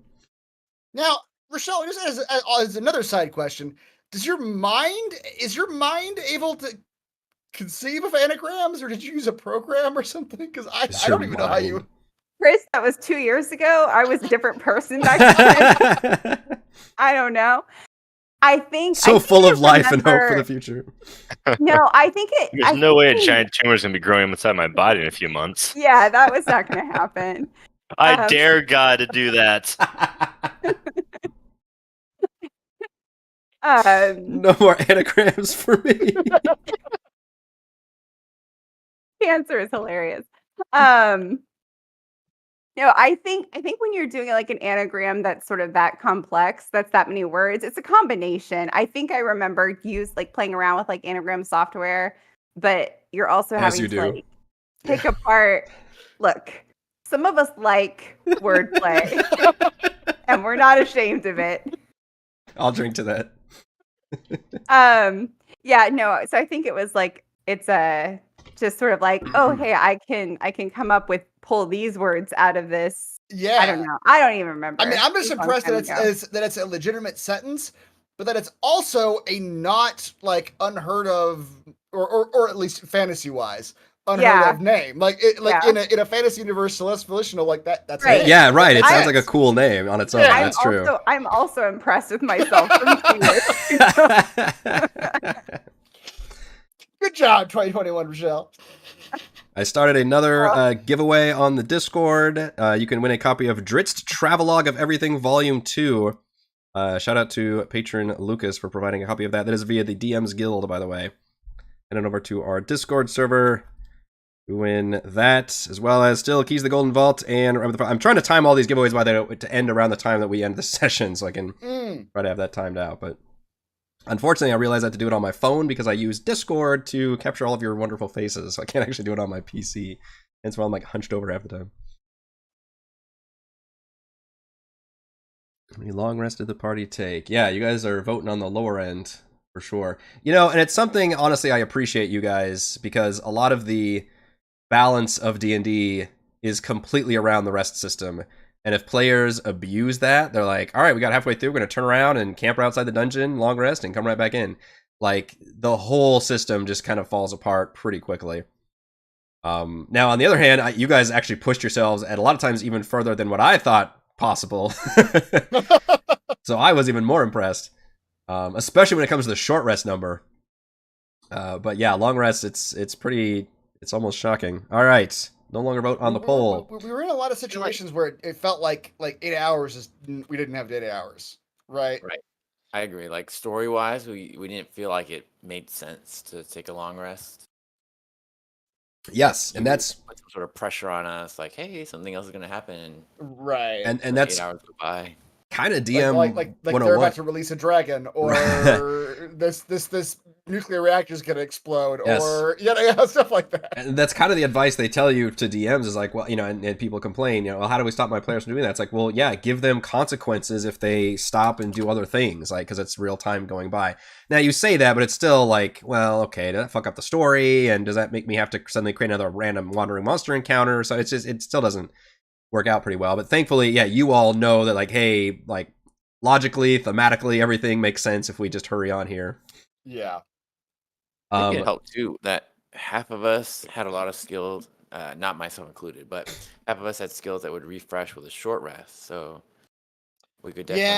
Yeah. I was still surprised by how little you guys actually short rested too, and I'll get to that in a second. So the long rests, everybody voted. Most vote was B, 16 through 20. You guys actually long rested 21 times. Oh. So just over that would have been C, 21 to 25. But pretty close, pretty damn close. Wow, that is not very many times. In That 90, really Not a lot. 90 In 90 sessions. is not very much more than what level were we at the end? Like 18 or something? 15. 15. Yeah. Yeah. So 15 of those were level ups. So you only had a handful of other sessions that were in the middle level ups. Yeah. But you know, our session, you guys leveled up every. I think I averaged like 5 or 6 sessions. So, and we have shorter. You know, it's 2.5 hours, sometimes 3 or 4. But so it did feel a little bit low when I looked at it. And what really shocked me is short rests. Do you all want to? I don't have a poll for this, but do you want to guess for short rest attempts or short rest completions? I mean, I would think it's. I mean, I don't know. I'm going to go with 21 as well. 21 short rests. I would go at least maybe higher. I don't know. I feel Feels like it needs to be low. I don't know. The way you're yeah. telling it feels like Short rests lower. usually don't unless you're really like on a Fucking low serious number. time constraint, like the dragons overhead flying over you or something. Usually Yeah. I'll let you guys short rest pretty much without any limitations. Right. And yeah. I think that one of the books says like 2 per day or something. Yeah, kind of Is the the ideal general balance. Yes, an adventuring day, which is between long rests, you should have the players feel like they need to be short resting like 2 times. Yeah. But I feel like there's plenty of situations where we didn't do that. Yeah. I'm gonna say 25. 25. We didn't quite go double, I'd say. Anybody else have a guess? 32. 40. Holy fuck, 32 is correct. What? 32 short rests. I think that's really low. That is Considering there's low. really not very many limitations I put on short rest, so I just said that because it was a number that just popped up on my phone for a minute for like something I'm watching, and I was like, oh, 32. I don't know. I didn't. I did forget to mention earlier when we said how many times the PCs dropped to 0 hit points this campaign, which was 19. This campaign, do you feel it was deadlier or less deadlier than Tomb of Annihilation? In other words, do you think you guys went down more times in Tomb of Annihilation? I don't know. I would say Tomb of Annihilation because there was less ability to like try to heal and figure out what the hell because we were in the jungle and you were being a dick about it. I love you, honey. I know. I'm going to say Tomb as well, because the MVPC poll gave us a lot of potions that really helped us stay alive. Ooh, that's a good point. Did that not exist in Tomb? I guess it didn't. No, that was a new thing for this one, It yeah. started, okay. That's actually a really good point. That did probably make a big difference, yeah. Helping the balance. Yeah. Yes, Tomb was, and again, a few sessions shorter than this campaign, but pretty close. Tomb was deadlier. So the number of times people went down in this campaign was 19. For Tomb, it was 27. Oh, wow. Okay. Yeah. Did I ever go down in Tomb? I don't have the specifics pulled up. I'd have to pull up a different sheet for that. I just pulled up the total number on mine.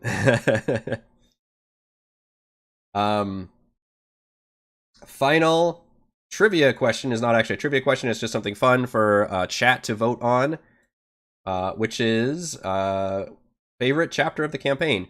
So unfortunately, in my recap, we haven't gone through all of them quite yet. We've gone through chapters 1, 2, 3, and 4, which you can vote. Again, chapter 1 is A, B, 2 is B, 3 is C, all the way down to chapter 7 is G. So chapter 1, so chapter 1 was sessions 1 through 23. That included the Foaming Mugs intro, Mountain Climb quest, the Unseen quest, the Black Swords quest, Mead Must Flow, the Goodmead area, and then the East Haven heist stuff. Chapter 2 was sessions 24 through 27 and sessions 45 through 62. Some of them were before Sunblight, some of them were after Sunblight. That would have been Korkaloke, the Goblin Village, the Cave of the Berserkers, the Dark Duchess, which was the Dragon Horde, Yarrowmoot, the Giant Area, Id Ascendant, which was the Nautiloid, the Goliath's quest line with the Remoraz, the Lost Spire with the Dazan clones, and Revel's End, which was the Aliens prison area. That's chapter 2. Chapter 3 is sessions 28 through 33. That was just Sunblight, that one area. Chapter 4 was sessions 34 through 39, which was Destruction's Light. That's the Charlotte Dragon raising the towns and ended up taking us 6 sessions. Chapter 5 was Aurel's Abode, which included the island itself, where you guys crash landed there and explored a shipwreck and went across and dealt with some Frost Druid fight. And then the actual Grim Scala, which was the Frost Giant fortress area, which I can show you that map. That's all chapter 5. Right here. And then this one had the trials of the Frostmaiden as well. We had to do including the PvP trial, which I redid all those trials, by the way.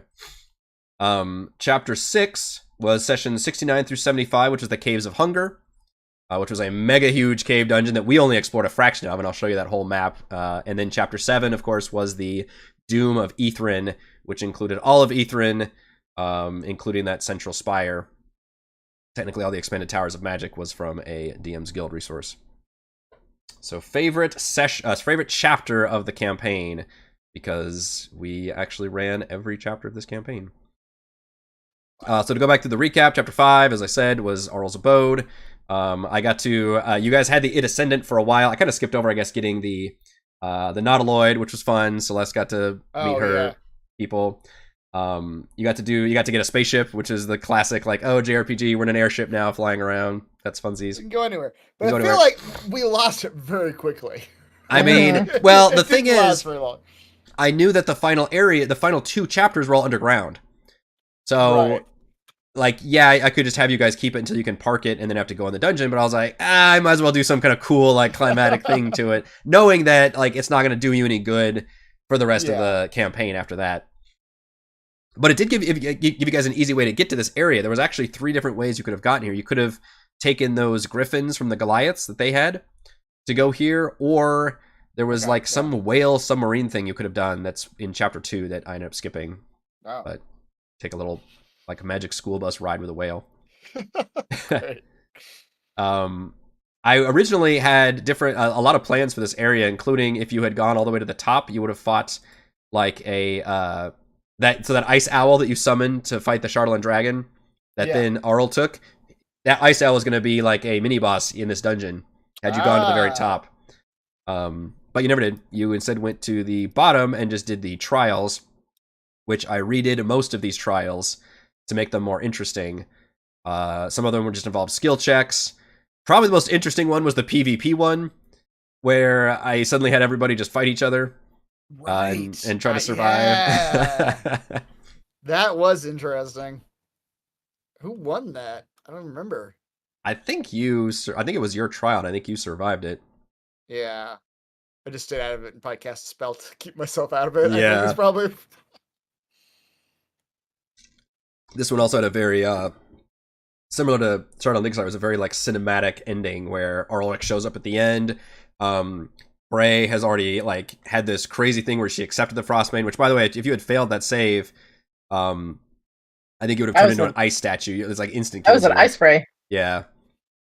Which is where that, it's where this sound comes from. That was a big deal fucking roll right there. When you made that, nat 20, yeah, it came from that.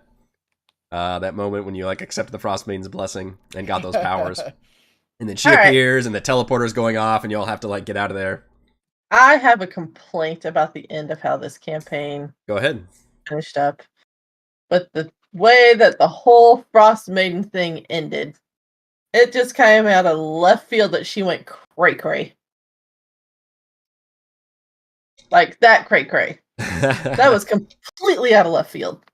You were expecting her to like be a benevolent goddess to you? Well, yes, because, but like to have some kind of like reasoning why. There was like no like, okay, why did she go like this out of character type thing? Because the way he was playing it before, it was completely different. And then all of a sudden she's just there and crazy. So it's like it was disjointed to me. Like, she's doing all of these things and making all these different things happen, but then there's nothing for, 20-something sessions. Yeah. And then all of a sudden, the next time you see it, she's just there and crazy. It's too disjointed. If you want to have it be part of the story, just as a whole story piece of it itself, if you want it to be part of the story, it needs to have a better flow as to the process for how she gets to that level of crazy, wanting to to destroy the Mythalar, take it in the Mythalar at the end, type of a thing. What it just made no sense to me. But what if she had made it to the Mythallar? What was her goal there? I guess because we never really asked her. That's true. What she was doing at the end. And the book is completely unhelpful in this. This was me struggling to come up with motivations because she has nothing to do with Ithrin in the book. There are literally these three storylines: tell me this. the Dwergar story, the Oral story, and the Ithrin story, and the three have basically nothing to do with each other. So I try to interweave them together, but yeah, so she doesn't. So I try to create some motivation, which is basically she was originally, she was the one that like basically destroyed Ithrin, drained all the Mythallar into herself. And then with the Mythallar being powered up, she was worried that, somebody else could take the power and rival her own. And she figured that by absorbing it, she would ascend to an even bigger, version of a god, basically be able to reign over more of Icewind Dale, whatever. And yeah, I could have done more, I guess, villainous monologuing or anything. The book even says like, oh, she never talks to the player. She's a god, like she's inscrutable and everything. I was like, well, this is very disappointing. So I tried to come up with a little bit more motivation and dialogue for her, but yeah, she was still pretty inscrutable. But the Mithril, the ending, her whole goal at the end was just more Everlasting Night. Like that was what she was gonna do if she got it. So the Everlasting Night was supposed to be her just shutting the area down because Ithrin was discovered. Like she was freaked out. It was basically like a security system went off in her region. Like, oh shit, somebody found the city, this buried city that I'm from, and the power source has suddenly turned back on. I need to turn everything down and find out what's going on and figure out how to stop this. And then when she found out that, you guys were heading down there, she was like, all right, well, let's just use you to go down there and try to figure out what's going on if she sees like how powerful you all are. And then once you're down there, then yeah, her plan was she was never going to ally with you all. She was just using you as pawn because her whole thing is she doesn't give a fuck about anybody. Like she's, the personification of winter. She has no, alliances or anything. So she was using you guys to get down there. And then at the very end, she was just going to show up and then take that power for herself. And that was supposed to be like the three, you were supposed to see the other two things you could have done, and then Valravn, you chose kind of the good ending, which was you can either choose to take the power into yourself and become more powerful, which is what Oral did and what she's planning on doing again, or you can do what Avarice did and try to repair the Mythallar and essentially restart, Ithrin and maybe create a new flying city and try to get that going again, which is what Avarice wanted to do. Or you could ultimately do what you all decided to do, which was let's just use this power to basically push back against the Frostmaiden's power and, yada yada. Maybe that just eliminates all of her power, basically, and thus turns off her entire hold over Icewind Dale. She no longer has these godlike powers, so everything's returned to normal, and Aether is no longer this exploding threat. That's what I try to do. But it was tying me into knots trying to come up with all these things, and I will admit the story, I thought the story was more interesting than Tomb, but it also required a ton more work on my end to try and make this work, and having it last 2 years certainly did not help. In terms of trying to remember all the connections and stuff. Right. So the plot ended up being, kind of dense. And admittedly, and most D&D campaigns have a villain problem because it's hard to, the lens is always on the player, so it's hard to move and show that happening. And it works better almost with like minor, NPCs and lesser threat. And I thought actually Nas and Valish were probably more effective villains because you saw them multiple times, right? And got to interact with them multiple times. They were attacking us and doing things to us as we, which in the book, Valish isn't basically in it at all. He's a prisoner at Rebel's End, and Nas is dead. She's a ghost that you like find like the artifact on her body, and she's just she has nothing else to do. So interesting. Everybody's liking the earlier half of the campaign versus the latter half, according to the poll. As we talked about it, I do think that, like, I don't know why this particular session or this particular area, the fucking brewery really stuck in my head. Oh yeah, I need to pull that map up. I remember that so vividly. That's funny. The bees and the fight after the bees, where we're like in. That's where Celeste got her mop. We're like, there's like a bunch of barrels around, and we're fighting amongst the barrels. What's that one called? Mead Hall. There we go. Yeah. So initially, this is just the giant lair, which I have to find that map too, which is in the book. But then I created this one, which was the brewery map, which is two maps from Seafoot Games, I believe, put together. Look at how junky this looks when you don't have dynamic lighting. Put together with a bunch of other art assets on top of it. This was an insane map design to try and make this happen. Yeah. To try, because, you know, you can't search for brewery and apiary mashed together made out of bee honey. Like, there's no map for that. Apiary. So I had to, yes, thank you. It's an apiary plus a brewery. What happened to the bees afterwards?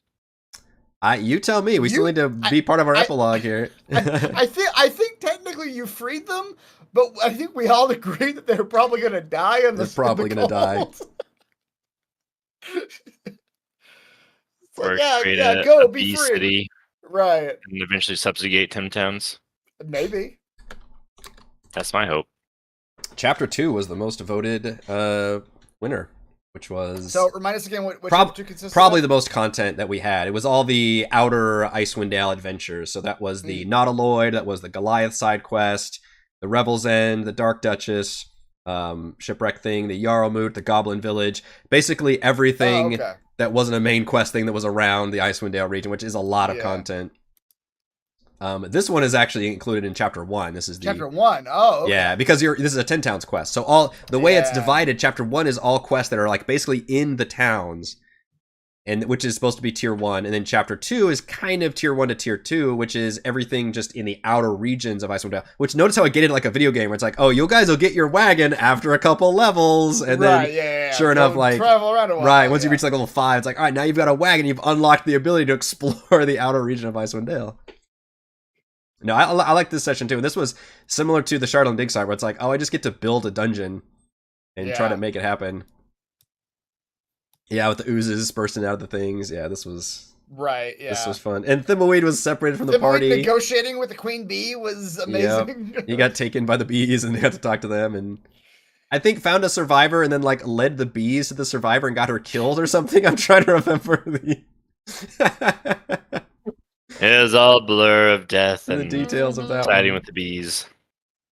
I do remember at one point, there was like we had split up to where like Thimbleweed was talking to the bees, and we were like on the other side of a door. Yes. Like talking to a survivor, and like we didn't know that we were right next to each other.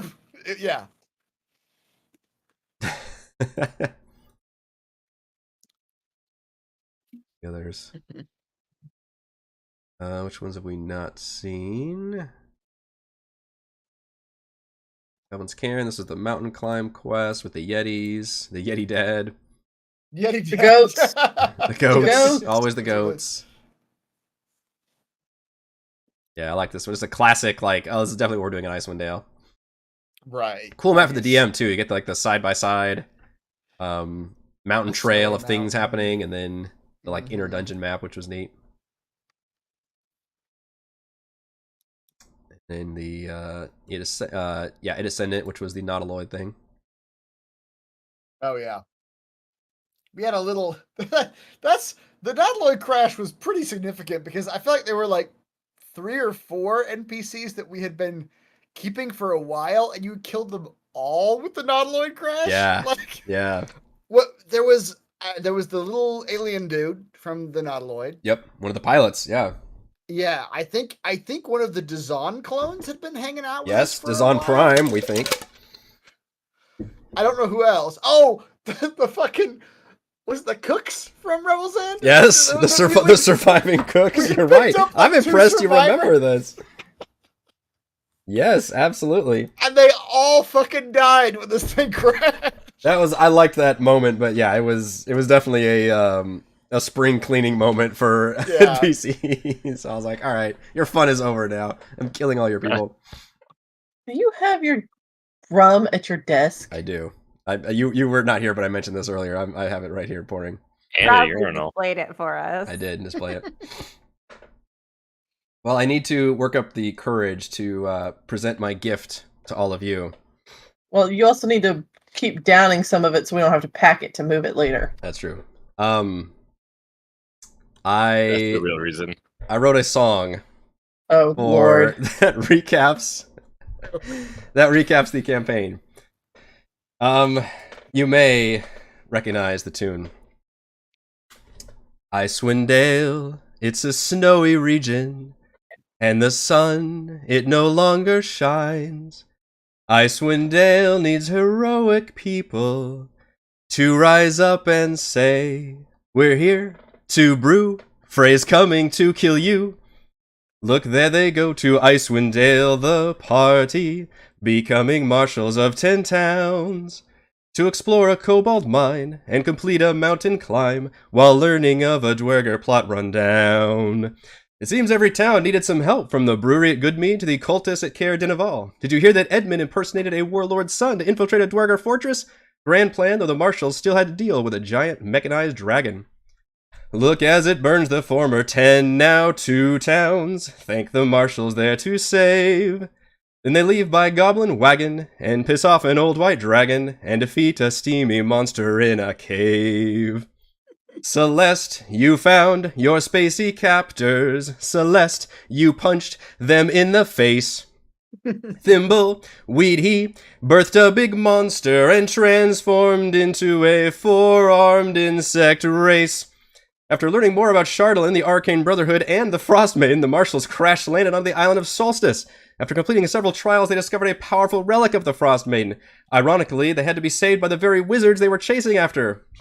Oh, isn't it frightening when Frey transforms due to her hunger curse? It's increasingly alarming when her fear causes everyone to rapidly disperse. The marshals make it to the doom of Ithrin. The city lies in ice and snow. Magic towers they complete, psychic hydras they defeat, and star in an illusory big show. Look there, green elf, Valravn Reiter. His ex, a dryad, was once his queen. But now his heart has room for only a large brown hairy mammoth named Francine. After defeating the big brain of Ithrin, there's one last task to save the day. They must fight the Frostmaiden. Do not worry, for they win. They finally get the Mythalar. Stop the exploding Mythalar. Bring Sun back with the Mythalar, the marshals. Excellent. I would do the claps, but Excellent. yes, yeah. Excellent. That was awesome. God. I love Frozen. I'm pretty sure Eric's been drinking heavily again. Yeah. Wow. Oh, That's I was great. hopped up on like Dayquil one night and just Yeah. fucking spilled that out. I was gonna do it at the beginning. All those like 80s movies writers on cocaine got Yes, through the 80s. yes. That's amazing. I was gonna do the beginning, but I Oh, wanted us man. all to be here, and then I got caught up doing all the trivia stuff. So I was like, all right, this will be good because I'll work up the courage to do it. The liquid courage. The Have liquid enough courage. drinks? Yeah. I think so. I am not a trained singer, which may shock you. Now I am musically illiterate, but that was Beauty and the Beast, correct? Way to go, No, sir. that was Yes, the Lion it King. was. Like, your hesitancy about that upsets me. Like, obviously, it was Beauty and the Beast. Obviously. I don't even know what song from Beauty and the Beast. I just know that like But the you know it's music, from- like, Guys, I know it's from it, but I don't know the Belle. original it's the lyrics. first one of It's the called movie when Belle. she's walking around the town, and she's like, Bonjour. "Why Bonjour, are there no kids. good men Bonjour, in bonjour. this world?" And Yeah. they're insulting her for reading that. It's Yeah. that one. Yeah, Yeah. I have a- the I have a song question. is It was the song is 90s. literally It was a different time. I yeah, have the a song is question. literally Belle, and then Belle, there's the okay. Belle reprise when she's in the field later. Okay. When okay. was the last time you watched Beauty and the Beast, Chris? Oh my I god. mean, god damn, 25 years ago? Okay. You need to have children. Okay. Yeah, Alright? right. That's the That's- Go thing. watch it. There I you go. remember I think the song Owen was from- literally humming that song earlier today. Chris, you have nieces. There is no No, excuse I did that back. as That to why song, this is. You That know is true. children. that song was in the live action movie too, right? Yes, it was. So And I- in the Broadway show, I'm pretty sure. Oh well, Mhm. I didn't see that, but I at least saw it like 6 years ago because I saw the live action movie. Yeah. So yeah. Well done, Eric. That Thank you. was- Thank you. That's a feat there. That was very Indeed. good. Thank you. Oh man, he's been taunting me with that for like the last 2 days. Like he would not tell me what he was doing. That was greatness. Walking around your house going, I'm writing a song. No, he would just I'm writing come a up and be song. like, I've got such a good surprise for you.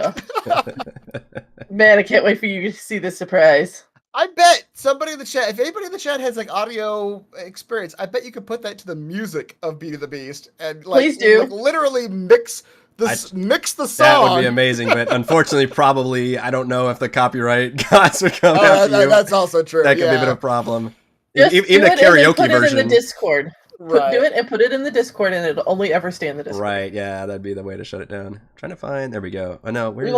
We will not displease the mouse. Do not fuck with the mouse, man.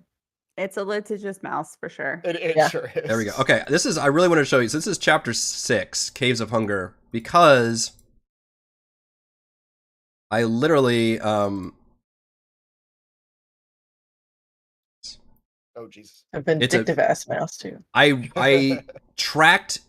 So you zoom out on this map. The yellow is the path you guys took through this dungeon. It is a massive, massive dungeon.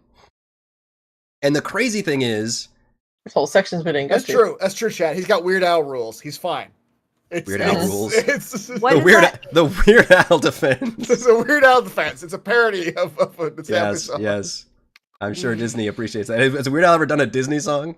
That's a good question. No, I'm pretty sure Weird Al actually gets permission from everyone he.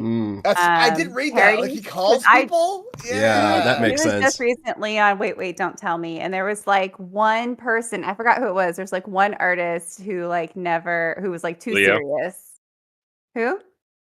Was it Coolio? He didn't get permission from, but he I thought don't he did. remember who it was. I thought it was like Madonna or something.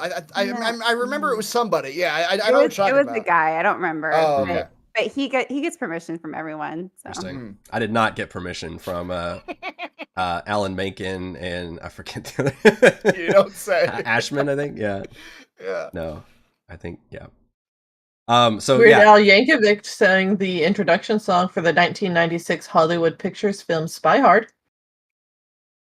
And he was in a Disney movie, the 1998 television film Safety Patrol. Okay. Interesting.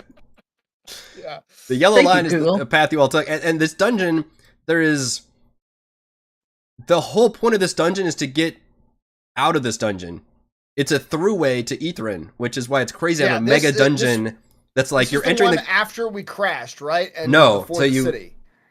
Well, you crashed in the snow in the island, and then you went to that Grim Scala, which was the mountain fortress, did the trials, then you teleported to the outside of this dungeon with Valach and Nass. Then you entered this dungeon with the whole thing is like, all right, we gotta go find the city.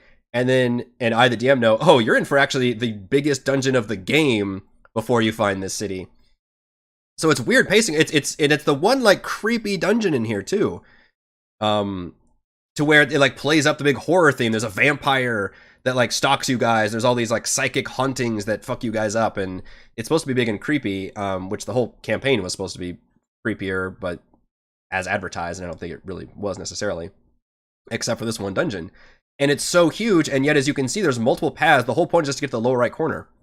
So it's fascinating when I started this dungeon going, I have no idea how many sessions this is going to take, what path the players are going to take, like, who knows what's going to happen here. And the yellow line represents the path you guys ended up taking through this dungeon. And then obviously Frey we never dealt with the vampire. Like we never even touched him. He attacked you guys, and then if you notice, his lair is in the upper right corner. And at some point, after dealing with the Freydigo for 2 sessions, you're all like, fuck this vampire, we just need to get out of here. Which I didn't disagree with that. I'm like, because it's like, you can go kill him and he'll stop attacking you, or you could just try to get out of this dungeon. Like which is totally legit. I think he like bit Thimbleweed once, and then we were like, yeah, okay, well, we don't need to kill him for that. Let's just go. Yeah, so that was a thing. And then the whole Remraz, there's a bunch of Remraz, which they're actually on the GM layer. There's 2 adults on this map. There they are. That are in the middle of this dungeon, which Frey, I think, briefly saw, or Edmund briefly saw, somebody did, that you can trigger in the middle of this map. And then you guys basically saw that and like fucked off out of there, like, nope, we're not doing that. Yeah, that's right. Because that's when one of the very few times Frey got gun shy, when she was like, I'm not going back down that hole. Yeah. Too hot. Too hot.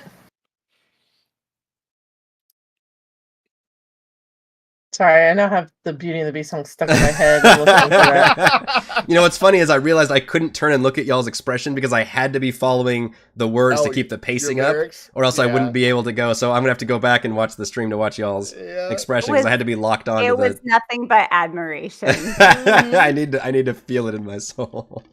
It did. It did take me a few minutes to realize what song you were singing, and then once I realized, I was like, I love this. This is wonderful. Of course I'm gonna do a Disney song. Once I realized Icewind Dale fit with Little Village, I was like, oh, or Little Town. Is it Little Town? Little town full of little people. Yeah. So once I realized that fit, I was like, oh, this is gonna fucking work immediately. And it has spoken bits in the middle. Whatever the hell you want in there. Exactly. Yeah. So I was like, this is a great way. So I don't have to actually recap everything melodically. I can just go through the big complex stuff and just stick to the fun rhymes. Yeah. Yeah, it worked very well. I enjoyed the rhyme of dragon and wagon, I have to say. I was not trying to be too clever on my rhymes. I was going as easy as possible. Save and cave. Yeah, let's keep it real easy. Yeah, so this dungeon, and there's a whole, you find drow in the lower left corner, which I'd initially written up as like, oh, well, and in the book, the drow actually found Ithrin, and they're getting ready to have a big search party go up there, and you can fight this whole boss or mini boss fight with the drow, like spellcaster with the little tower down here. Never did any of that because he never went down there. So. Oh wow! Okay. I just thought it's interesting to look at and see like all the content we didn't do because of the path you took. It's a very big dungeon. It reminds me a little bit 40 of rooms. The setup of Princes. Where it's just like this giant network. Oh, that's just that's true. And it's actually just in between like two dungeons. Yeah. Right. That's fascinating though. Yeah, because we only touched a little bit of it. We got so preoccupied with Freydigo that we were just like, all right, we're done with this whole place. Let's get out of here. Yeah.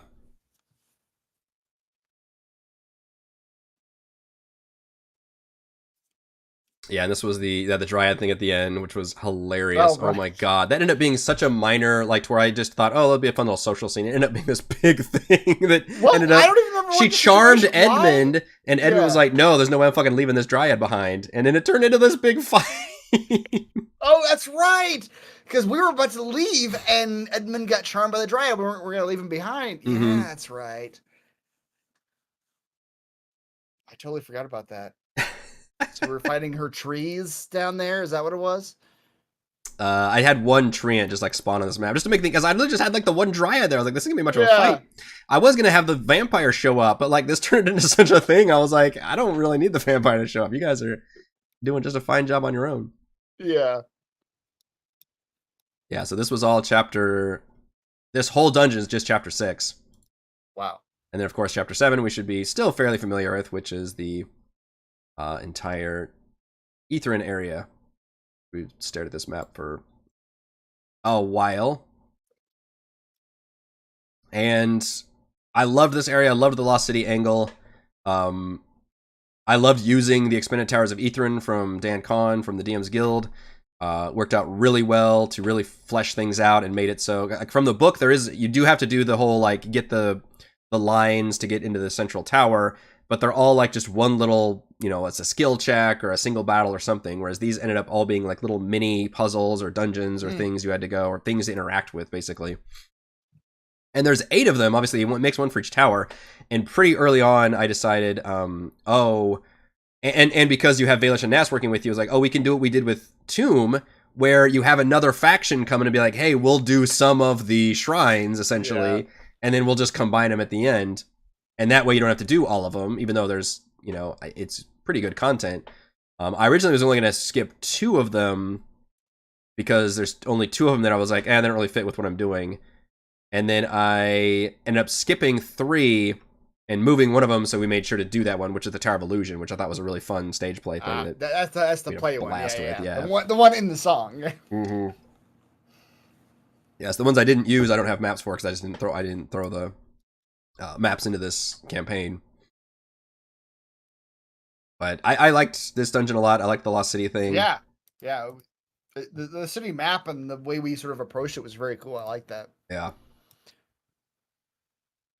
I really liked, weirdly enough, I thought it was very, which I think Heather disagrees with me because I remember her not liking it, was the stadium bit. That was so Oh, so weird and unusual that I was like, I was really into it because it was like, this is so bizarre Yeah. for a D&D campaign. I tried to again, and a lot of this area is stuff that obviously the areas from the book, each location is from the book, but almost every location I changed around. Yeah. I think the only one I read as written, or I ran as written, was the goblet one that each gave you like a magic power or something. I didn't expand that one at all, but the others I'll try to do something with. And yeah, that one I turned into this big like sports like mini game. I loved it. I thought it was like so like unusual. It was just like It wasn't because it wasn't a straight comment account. I was like, how do I create like Yeah. a sporting mini game that wizards would do? right. And yeah, I probably ended up futzing a lot of the rules and didn't quite have it make sense, but we tried. Yeah, that one, and then the library was a whole. I turned that into that big library dungeon with all the living spells attacking in that with, like, one. Which hands and yeah, swords and stuff. the arboretum ended up being a big survival mode. We had to survive against the well, Edmund crafted the thing. Right. Yes. What was y'all's favorite? I'll say, what was your favorite location / like quest line from this campaign? Now that I've just gone over just about everything Oh boy. in the last whatever it's been 2 hours. I'm still a really, even though I know it's probably like like you mentioned earlier that it's like one of the more highlighted ones. I'm still a really big fan of the Dwarven Fortress, that whole sequence. Yeah. Walking around as I think we were prisoners in the beginning. Edmund was acting like he had caught us. It was like a Chewbacca sort of gambit.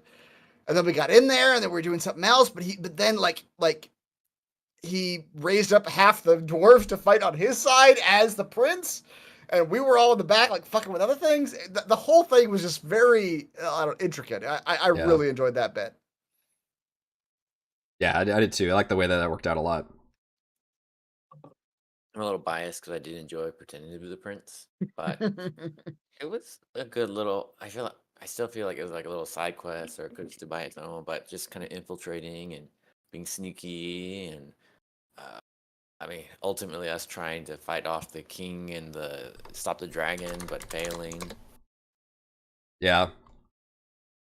So, Sunblight as well for you. Reese, what do you think? What was your favorite area, location, or quest line? I don't know about quest lines, as all the random events like Frey turning to a Wendigo or Robin having any of his asshole speeches. So running gags we had. Yeah, Edmund doing insane stuff. Celeste being, I don't know, Celeste. It's funny that Chris mentioned too that a lot of the memes kind of ebbed and flowed. Like we had the goats for a while, and it was almost like an Easter egg in this campaign where like every location had a goat throughout like half the campaign. Yeah. Yeah, at a certain point I was like, I can't remember all the stuff I've said to goats, and I can't continue this on anymore. It's gone on too long. It's been 8 months. I can't remember the joke anymore. Yeah. Honestly, I like this, I guess, smaller, earlier set pieces of just like, bandits and us trying to get through that building in multiple ways. Yeah. I forgot about that. And I was like, oh yeah, that was fun. Crawling up a window and like people just going in through the front. So maybe we need to do some of the heisty adventures. Could be really fun. Yeah. All right. I guess the stakes felt lower than. For me personally, I don't have as much to choose from, so I feel more. There's less analysis paralysis on that stuff. Okay. So also just maybe early level stuff in general. Yeah. Yeah. I started another giveaway for Spelljammer's Guide to the Galaxy on the Discord server. Also, I do have one really big shout out to 40 people watching our epilogue and recap, by the way. Wow. I have one big mega bundle I'm going to give away at the very end, which we're getting very close to that. We still haven't gone through everybody's like what their character's epilogue is. We did Edmund's. We haven't done anybody else's. That's true. Yeah, we Very didn't go over that. I've given you plenty of time to think about that. I'm going to finish with this one real quick. Rochelle, what was your favorite moment or story or quest or location in this campaign?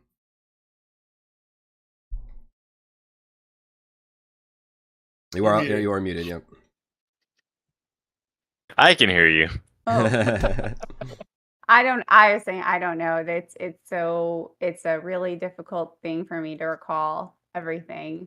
It was a weird campaign for me because there was such a big gap in my presence recently.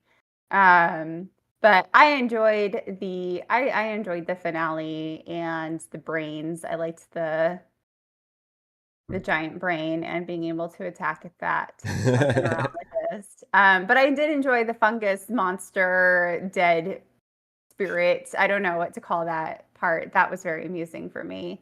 And being able to come back from that and being like, I don't know, man, I've changed. Like I've seen the other side. Yeah. That was great. Your description of like your attitude after you come out of the death state. Yeah. That was fun. There's definitely a lot of those character traits that like I feel like came and went. I think also was that this campaign? Was Celeste an alcoholic at one point? Or was that Tomb? I mean, that was his campaign. Yeah, I think Valravn was an enabler. That was one of those tags that was sort of early on and then dropped. Right, yeah. Valravn being an enabler of Celeste's alcoholism. Yes, I definitely had forgotten about that. Yeah. Yeah. Felt like he was a sponsor and the enabler at the same time. Yeah, he was very supportive, but also he was giving you his flask every once in a while. Was there ever a point? We had this conversation, and I think it was because it was a unique situation where you ended up becoming a zombie. But did you ever think, I need to create a new character like after your character had died? Or were you thinking like, I'm just going to go back to town and get resurrected and it'll be fine? The latter. I feel like if it was really the end, I feel like you would have told me. I feel like you would have been like, hey. I mean, well, like I said earlier with Chris, like had your zombified mushroom body been marched off into the Underdark and the players were like, Zaya, then like I would have been like, what are we gonna do? Yeah, I just like assumed that there would be some way to sort of like reload game. What? Yep. We saved at the start of this dungeon, right? Hard reload on that one. Yep. That was unprecedented. Even though this campaign was less deadly than Tomb, we had our first like legit player character death. Like, yeah. And I like that it was like in a big epic boss fight, though. It wasn't just like against a pack of wolves or something. Right. Just randomly. Yeah. So what would you have done if I didn't go along with the body horror transformation? To where well, I remember you and I had a couple talks about this where I remember when you took this secret and you said something like, do what you want with me or something. My body is yours. My body is yours. Yeah. Do what you will. That's right. I think I was like, if I need to make a new character, that's fine. Yeah, he was literally like, do whatever like horrible, nasty thing you want to do to me. And I was like, all right, well, hang on. What are we talking about here? Yeah, how open are What are you talking about? What do you want to talk about? But so that was always a part of the conversation where I needed your consent to figure out what I wanted to do in that situation. And I think it was because you chose that secret, and we had already started talking about this conversation. It's like, all right, well, how's this going to happen? And I think there were times. In fact, one of them, I think I messaged you and it didn't end up happening, where it's scripted where it's say, hey, in Sunblight, there's an opportunity for the characters to sit down and have a meal, and you can literally have the alien moment where that's when the chest burster pops out in the middle of the meal. And I literally said something to you like, hey, next time you guys have a meal, it's gonna happen. So I gave you like a heads up, and then you guys never. And then that was before Edmund decided to turn into Prince Dirth, and he's like, "No, I'm the prince. Fuck off. I'm not meeting dinner with you. I'm gonna go off and do this other thing." I was like, "Oh shit, scrap that, scrap that." So, it evolved, like your character, in terms of my plans. At the start of the campaign, I didn't know what the fuck I was gonna do. I just thought you just gave me a gift as a DM. Like, holy shit, I can. A character's walking around with a ticking time bomb. This is fantastic. Like, what a cool secret.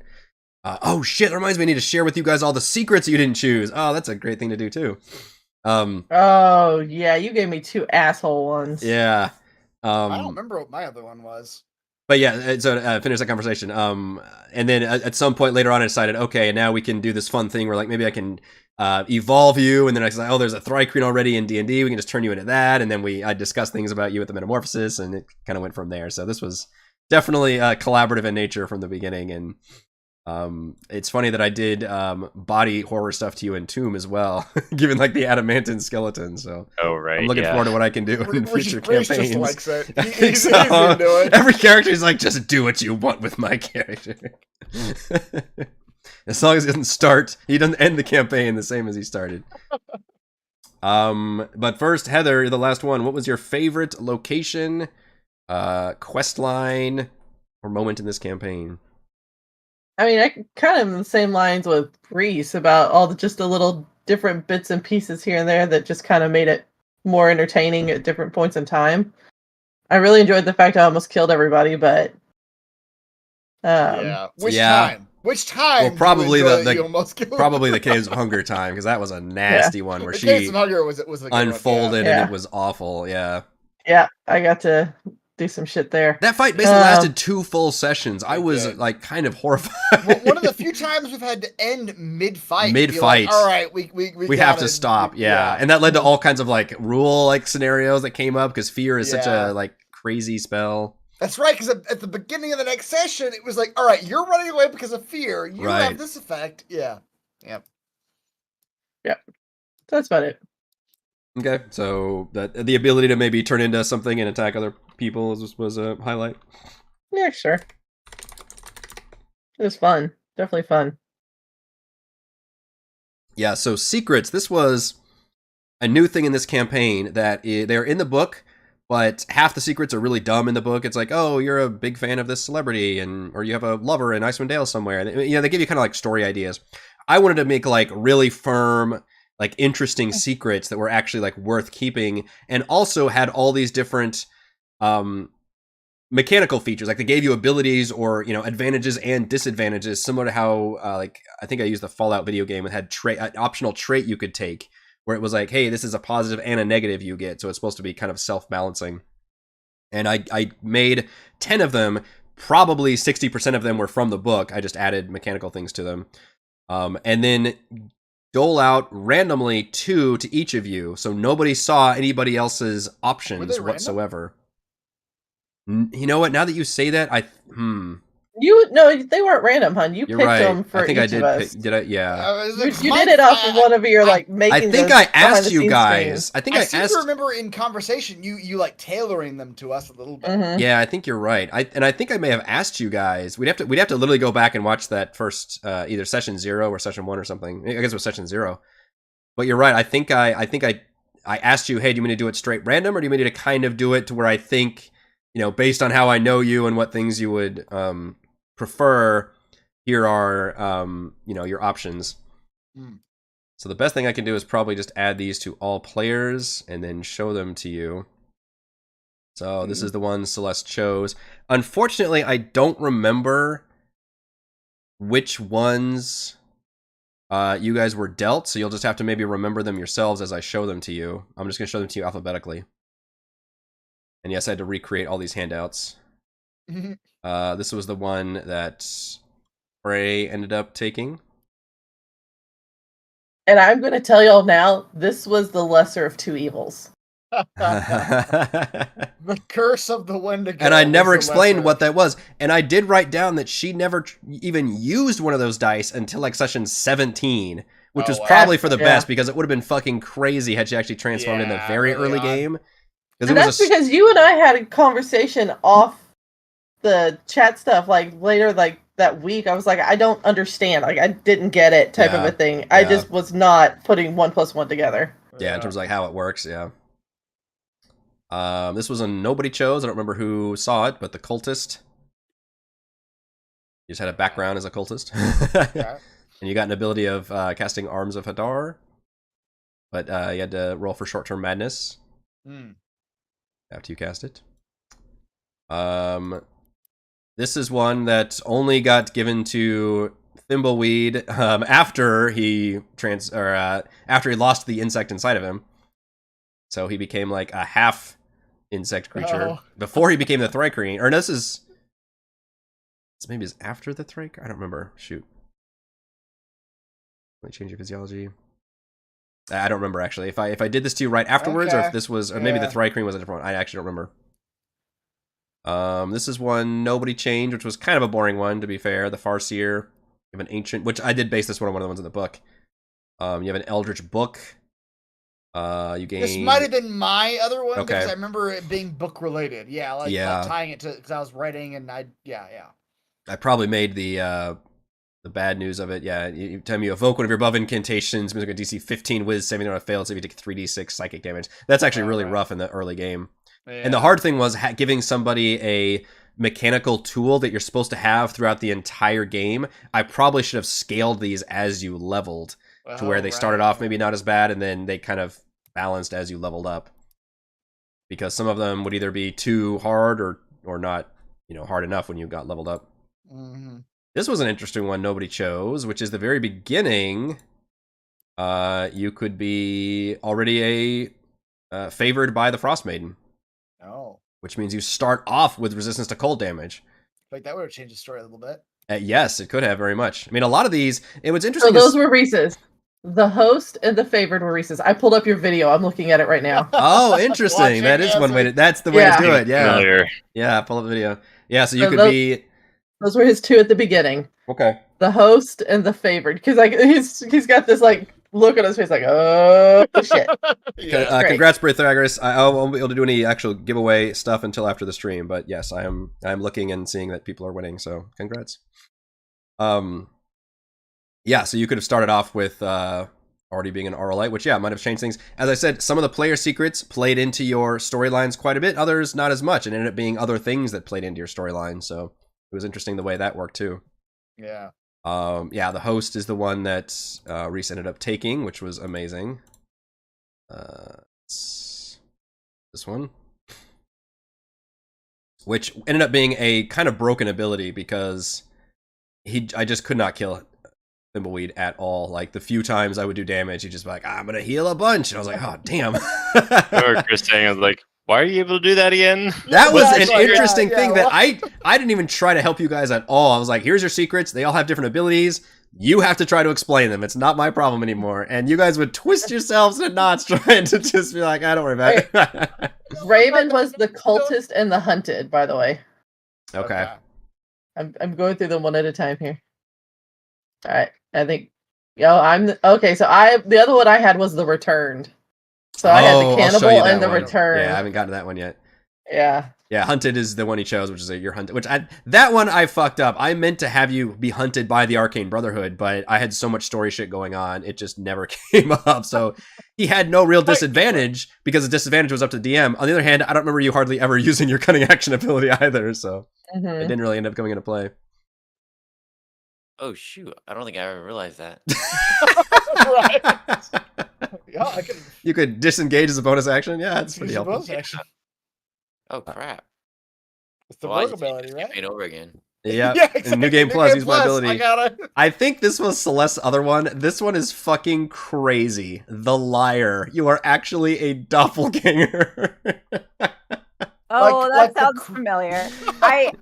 Both of hers were fucking crazy because the other one is the abducted by aliens one. This one sounded complicated. Yeah, it looks complicated. There's like bullet points. Yeah, it's like you're not actually the character you are. You're actually this character, and it's got these other features. Chris's were the Farseer and the Spy. Right. Yeah, the book thing and the spy thing. Yeah. Yeah. So somebody This would have been a crazy. I even put a warning at the top. That Warning is label. crazy. Like this is nuts. Not to be taken lightly. Oh, this one would have been cool. I It's- went with abducted by aliens. Yeah. Yeah. I looked at these and I thought, abducted by aliens is better. Yep. Yeah, that one would have been really crazy. I don't know what I would have done with that one. It's definitely like a horror moment though. Have that happen. And again, how does that play into your backstory? And if you don't, and that was tricky because you're probably already come up with a character, and then I give you this secret, and you're like, well, wait a minute, it's like a completely different character concept. That's so, the thing too. Yeah. Like I yeah. think a lot of us were looking at these as like, how do they fit into the character? right, we've and I already get imagined? it, Right, and that's yeah, the tricky part exactly. of implementing him for sure.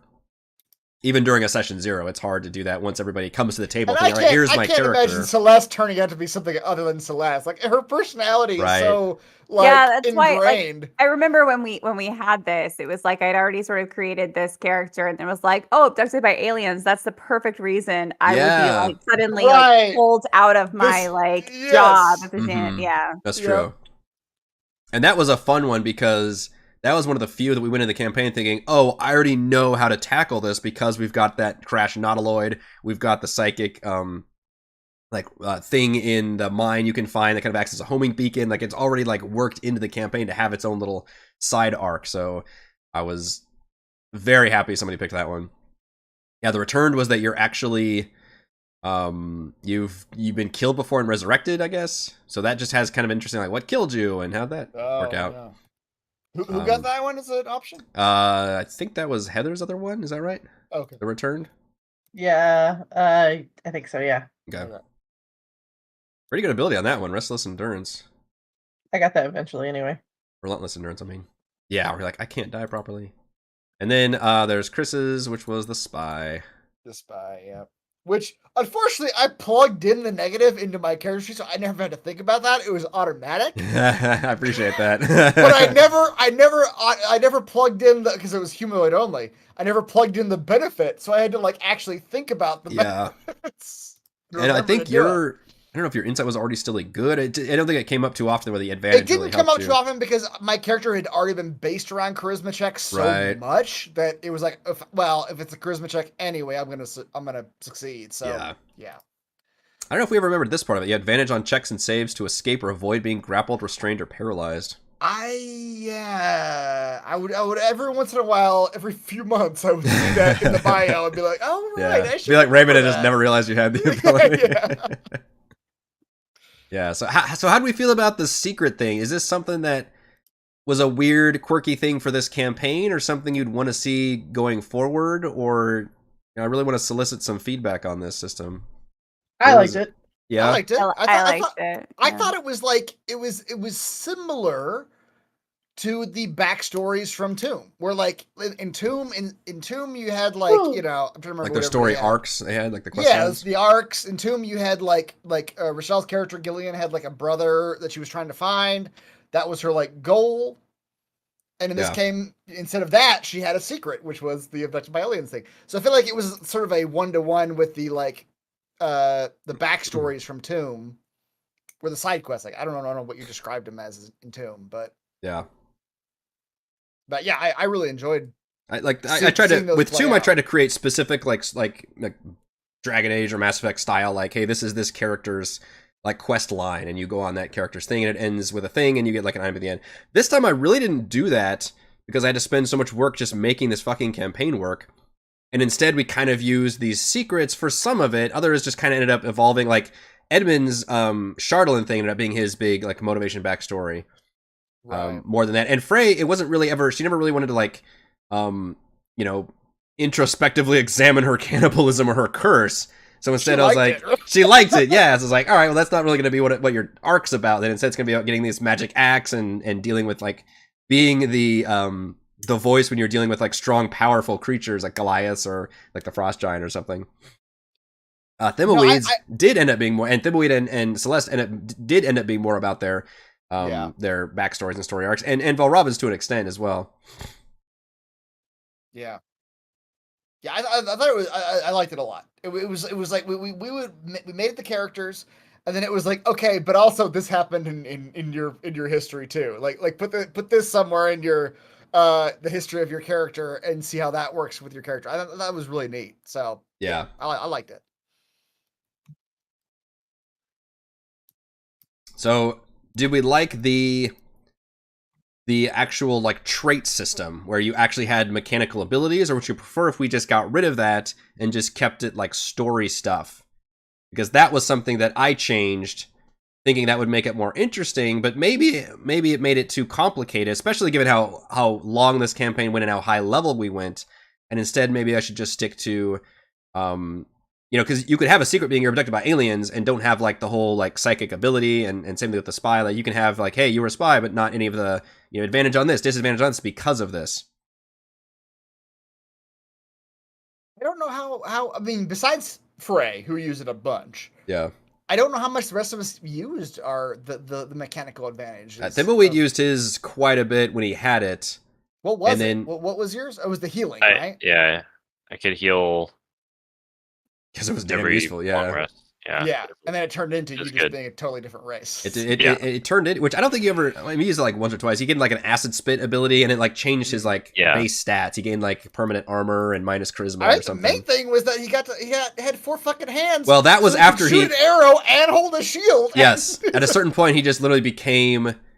Okay, so this I actually have this in here, or maybe you guys can already see this. Yeah, where this is the full like, okay, now you become you became a Thri-kreen creature, so you literally lost all your gnome stuff and gained all of the Thri-kreen stuff. So yeah, that was... you talked to us through telepathy. Yeah. Yeah, that's no longer a secret at that point. That's just an ability. That's just who you are. Yeah, I think that the story stuff is I liked it more than the mechanical stuff.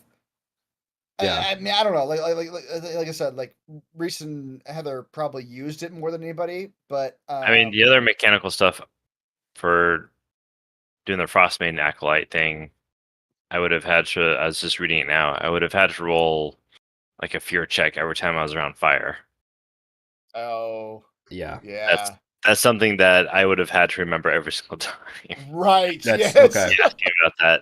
Yeah, so some of and just maybe the extremism of some of them were just too much mechanically to be like, oh, even if this is a cool idea story-wise, this is just too much to deal with from that. Yeah, I think that's good feedback. So maybe instead of doing the necessarily the player like story arc system, we can do kind of the secret system. With the caveat that you still start the game where only you know that secret too. That's the big thing. And then and if it's a story thing, then you really can't tell. Like nobody's using abilities or anything if they don't have the abilities. It's just like this is your secret, and then maybe they'll come into play, and then I have to base them on that are relevant to this campaign. Some in some ways, some of them are obviously way more relevant. Like I said, the alien abducted one. That's just not just an Easter egg. There's literally aliens in this campaign that like crash land and you can find and deal with. So. Others is kind of a fun, and the oral one. If somebody had chosen that one, obviously that was very relevant. Others, just can become relevant if somebody chooses them. Then I know to include that stuff. Yeah. The only danger there, I think, is that you would probably have to remind us if we didn't have to use our secret for months at a time. Yeah. Mechanically, you may have to remind us when it narratively matters. I think whatever I choose for my next campaign. All right, just started our very final giveaway. It is a mega bundle. Shout out to Scott McClintock, who is a awesome designer on the DMs Guild, but also a fan and patron. Provided a ton of giveaway codes for a bunch of different supplements. Guides to the Plains, like Hero's Handbook, the entire Rise and Fall of Vecna trilogy. That is a mega bundle you can win right now. It is only available for 10 minutes. So basically, those of you watching right now, or people just paying attention that have notifications turned on the Discord server, go to the Discord, put an entry, and try to win that bundle because it's friggin' awesome. And then everybody who's been winning things so far, I will reach out to you once this stream ends, which should be probably pretty soon. And those of you not in the Discord, run now to the Discord. Run Join the now. Discord. What are you doing? This is so much easier. Remember back in the day we had to do it like through the chat and we were trying to come up with like having to do it manually and everything, like writing down. I don't remember that. That was all on you. But I had no, to it was Heather. That. Heather did a lot of that too, because like that, there's no way I could keep up with all of that. What else can I ask? I guess. What were your bigger? Well, let's do the epilogue stuff. We haven't done the rest. Of the Okay, epilogue sorry. stuff. Let's do epilogue. Okay. Thimbleweed. What does Thimbleweed do at the end of this campaign, or from henceforth? He goes back to his tribe to prove to them he's super awesome, as bug you know man? he knows he is. You are They- now a. You go back to They- them as a 4-armed Threat. Well, Thimbleweed is awesome. He's Thimbleweed. They shun him and attack him and throw him out. But one This is the end of Fallout One. 1. is it? It is. Okay. Except you're not an insect man at the end of that game, but you try to go home again and they fucking turn you away. Okay. And one young child comes up to him and says, I believe you are Thimbleweed, the one that used to live in our tribe. Thimbleweed says, oh, or I guess thinks. Bless you, child. I was trying so hard to come back. And the child says, yeah, but you fucking suck, and spit in his face. Thimbleweed goes back to Tin Towns and becomes a tracker for hire. Nice. It's the rest of his days. Oh, And there's that a bug child man, grew a up to bug be man, a Mitch bug man McConnell. tracker for hire. That is.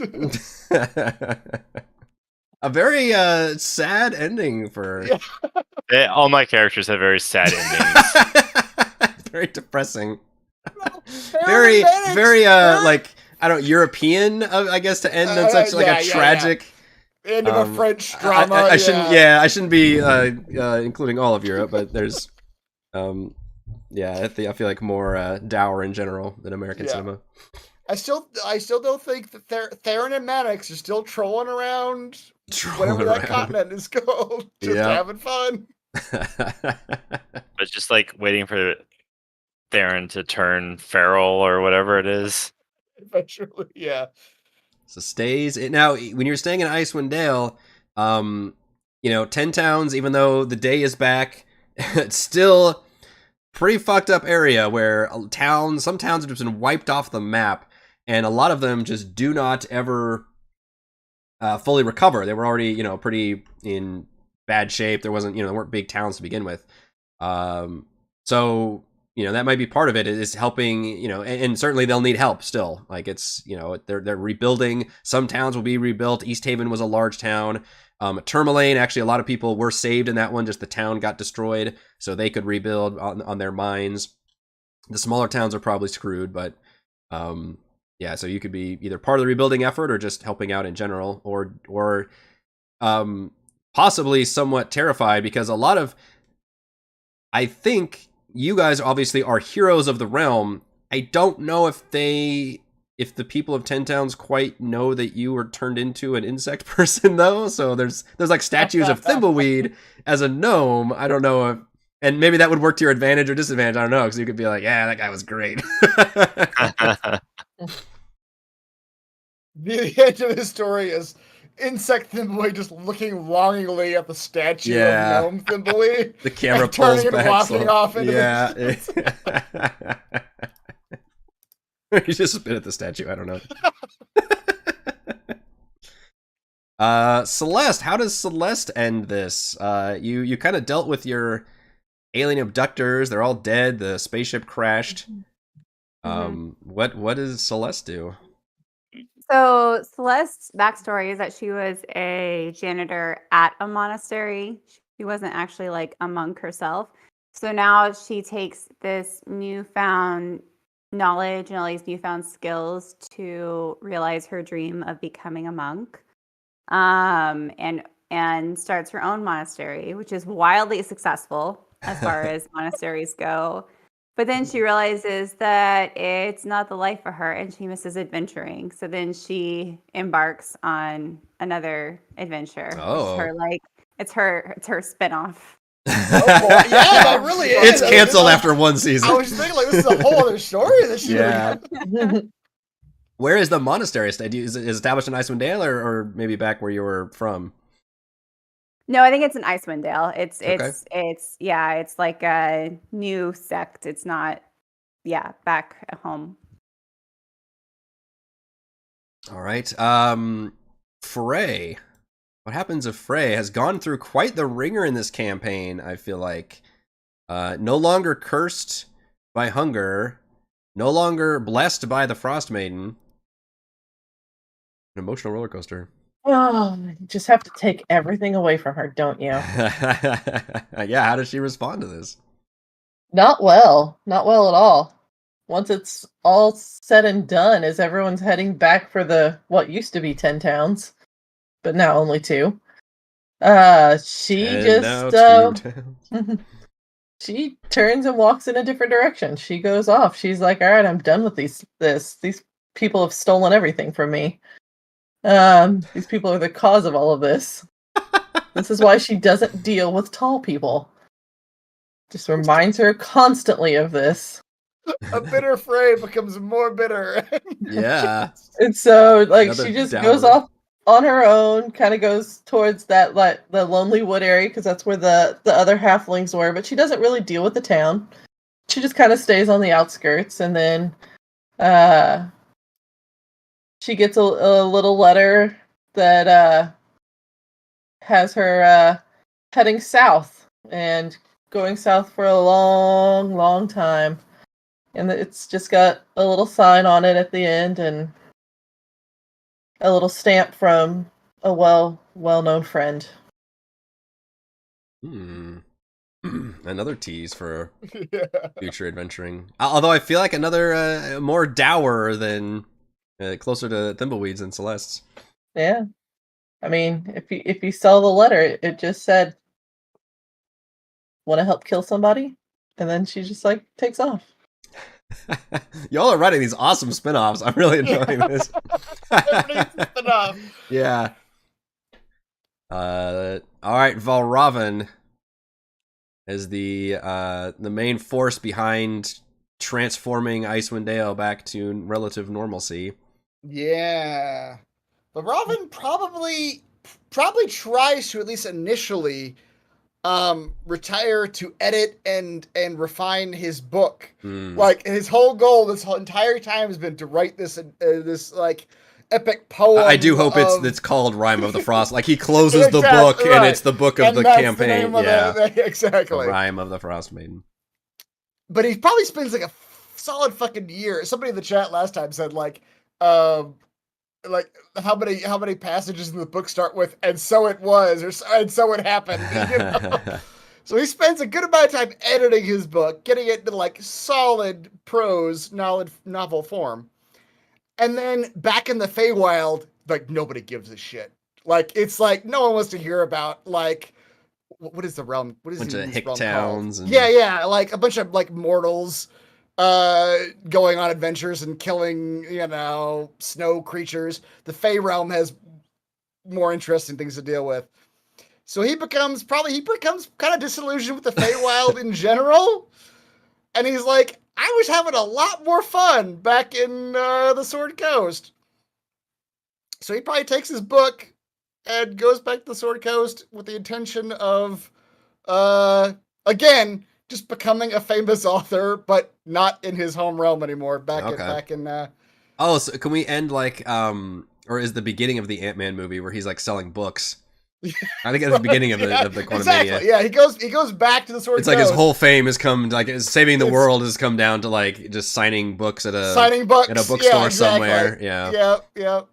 And now he's getting now he's getting like half the cast here. It seems like he's getting like restless and like, oh, adventuring was way cooler than this. Nice. I feel like literally half of us are like ready to go on another adventure at the end of our backstory. Most of you, I think, are adventuring. I think, are you and Edmund the only ones not technically going on adventures now? Or is Edmund more adventuring? Actively. Yeah. Edmund's in his laboratory, right? Yeah. I mean, level 15, I would have thought there'd be more retirement, like more firm retirements, but you guys are, the story's not written yet, or not finished. Edmund's detoxing. I mean, Frey's only really good at one thing, and that's like killing people, so. Yeah. Yeah, that's probably Valrav's thing too. It's like he thought he was only good at one thing. That's writing this novel. That's all he wanted to do. But then when he did it, and nobody back in his home gave a shit. He was like, "Well, I was actually better at being an adventurer. Like, maybe I should just do that." Well, you think so? And you all separate this time too. Nobody tries to coordinate their stuff together. Everyone just goes their Yeah. Maybe they'll meet again. Who knows? I think Thimbleweed's the only one remaining in Icewind Dale, though. Everybody else is kind of going out for greener pastures. No, Celeste was staying. That's where her new monastery was. Well, but she left the monastery, right? Yeah. At the end, I was like, "Oh, I'm bored of this. I actually did like adventuring." Got the Wanderlust. She leaves her monastery, hopefully in good hands. I don't know. I didn't plan that part out, or maybe it just crumbles because she leaves, becomes inhabited by squatters. I don't know. Right. I think all of our epilogues, a lot of our epilogues, like take place over like probably the course of like years. It's like it and sounds like it. They set up in a monastery. Yeah, yeah, that could last a while for sure. Yeah. Excellent. What else? Have we covered everything we want to cover about Rime of the Frost? I mean, this was 2 years, our longest campaign. I think I enjoyed it. I don't have any regrets about it. Obviously, you know, some parts I think I ran better than others or worked better than others. But ultimately, I enjoyed running it. I learned a lot as a DM running it, probably more than I did with Tomb, honestly, because I had to do a lot more story work with this one. And even craft my own dungeons and things, which I didn't really have to do with Tomb too much. But, and the other big thing I changed was in the, you know, like every other campaign, you go from 1 to 11. And a big change I wanted to make from Tomb was, well, gosh, there's so much content here. It's going to take another 2 years. In Tomb, we went 86 sessions, only got to level 11 by the end. This one, we got to level 15 by the end, and I think the pacing worked a lot better. So that was something I firmly wanted to improve on. That being said, whatever campaign I choose next, probably won't go into these higher levels as much. I think we'll keep it more, and I think D&D, unfortunately, 5th edition just kind of works better at these lower levels. I think we all appreciate having just more streamlined features. It's way easier on the DM to try to balance lower level stuff. And I think because we have shorter sessions, it takes us a long time to play through long campaigns. And even though I love doing this, I think the next one I'm going to pick is not going to take us 2 fucking years. I'll say that. We're going to try to keep to a little bit better of a schedule. That's what I'll be looking for. Mm-hmm. Any other closing thoughts about Rime of the Frostmaiden? It was fun. I'll be sad to leave Valravn behind. Yeah. Does anybody? Let me ask you this: does anybody have a new favorite character? For anybody, was this character you just played? Would you consider this to be your favorite player character out of all the characters that you have played? Which you all played quite a few this time. And I'll ask the chat that as well. Chat, do you have any favorite player characters out of everybody's different player characters they play? A lot of you have been watching us for years. Goodness. Yeah. I really love all my characters. I've only done I can't 3, choose my favorite children. Yeah, because I've DM'd a couple times, so I only have 3. But Kalinar, Manix, and Valravn are all equally in my heart. Yeah. Yeah. It's fair. No, my sorcerer is still my favorite. Yeah. 100%. I can see that. Yeah. I can see that. I feel like you had more fun with Frey than you did with Kaless, though. Yeah. And Scarlet, hard to say. I think you like Scarlet's personality a lot. I don't know. It's okay. I think you maybe ultimately like maybe Frey more than Scarlet too. Yeah.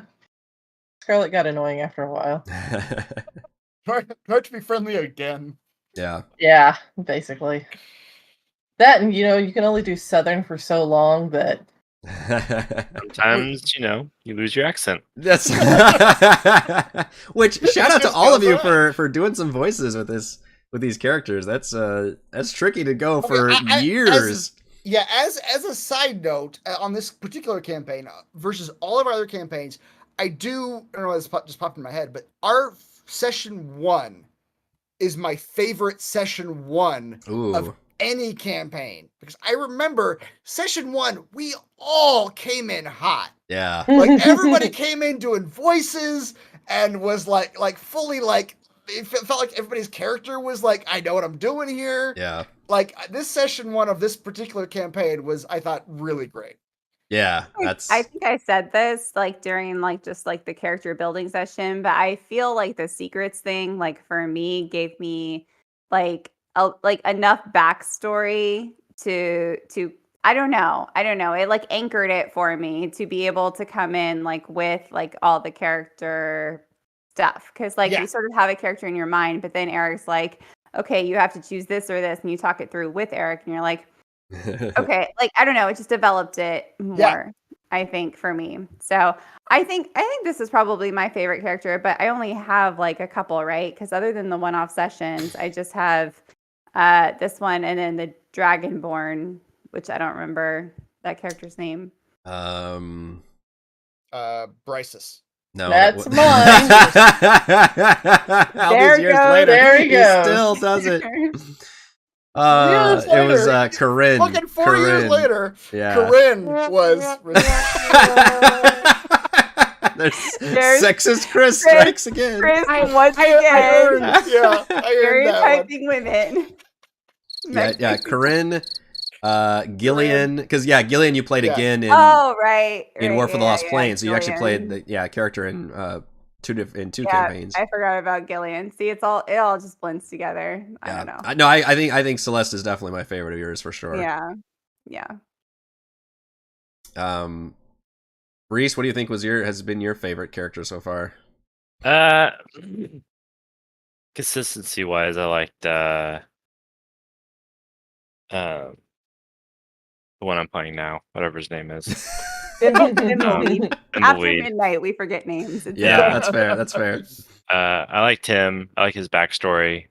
Yeah. My favorite moment is probably just summoning the zombie in front of the town square during Kalinar's speech. Talus is. Talus. I could not remember the name. I was talking about Crafty Stream and I could not fucking remember the name of the character. His complete social, understanding of like, okay, it would be bad to summon a zombie right now. I feel like Reese's characters are all just like sort of quirky but lovable sidekicks, like a little bit on the spectrum but lovable sidekick. Right? Like the construct is the same way. Like I don't quite understand emotions, but I'm here to help everybody. But I'm here to help. Yeah. The heart's in the right place. Yeah. And Raymond, how'd you feel playing a spellcaster for the first time, I think? No, I think so. Not gonna say I'm gonna give up on spellcasting, but I still like the fighter / rogue kind of role, just getting in there and doing hits and stuff like that. I remember early in this campaign, you were not happy with the character to where we were been talking about like, ooh, do I need to like re-roll and do something else? And you were like, well, let me stick with a little bit longer. But I remember that was a conversation we had to where you were really not feeling that, which, early game magic user can definitely be some doldrums. And none of us had played an artificer too, so that was totally a new experience. Yeah, it's a bit slow of a start. You definitely get more stuff the higher level you go. But I think the hard part is how everything resets with a long rest. Yeah. So your spells, your potions. Which we only had 21 of them. For 2 years? Yeah, for 2 years. So yeah, I mean, he definitely felt more like a spellcaster, but it was really hard to regain stuff. So you kind of had to limit what you used. And then he's not really a good fighter either. Yeah. Although you got up there and did your green flame blade quite a few times. Yeah, that was a good cantrip to have. But I also feel like what made it fun was the stuff that you gave me as well. So it's not really part of the artificer / alchemist role. Although the artificer can attune to the most items, so you can also take advantage of having the most things. That's true. And so again, higher levels, you can start replicating stuff too. So like the winged boots and the gauntlet and the belt. I guess all of that was like there was a whole bunch more stuff that you could craft. and I was a little selfish. I didn't give anybody else anything, but You gave Thimbleweed all the arrows. Yeah. I did like the arrows. That was an interesting synergy. Yeah. Well, that was part of you adding that. Oh, that's right. Yeah, I see. Yeah. But I mean, you could make infusions, so like the winged boots, for example. You can make. I don't know. And just give those to people. Yeah. The thing is, being able to attune to so many things, it's like, well, why wouldn't I just make it and attune to myself? Yeah. But so yeah, you're limited to how many things you could make, but you could share it with others too. So I know there was some cool stuff to make. I think we talked about it once. You can make that weapon that returns to your hand.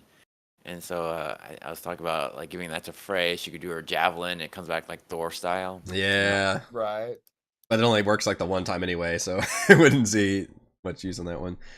How did you? But between Edmund, Kethra, George, and Halfred. Yeah. That's the halfling. Yeah. Which one of those is your favorite, though? I feel like George stood out the most. Yeah, George does stand out the most in my mind. Yeah, I agree. Personality part of it as well. Yeah, George is like a walking meme too with this whole grung thing. Like I still remember that. Like just holy shit. See, and Raymond, I think I would disagree with you. I think I enjoy spellcasters more versus be that frontline thing. It was like it was. Yeah, don't get me wrong. I enjoyed the character of Frey and the character of the southern one, but it was so it's one note. The mechanics really one of note. it, you mean? Yeah. One note? Yeah. Like I'm still attacking in level 15. Attack done.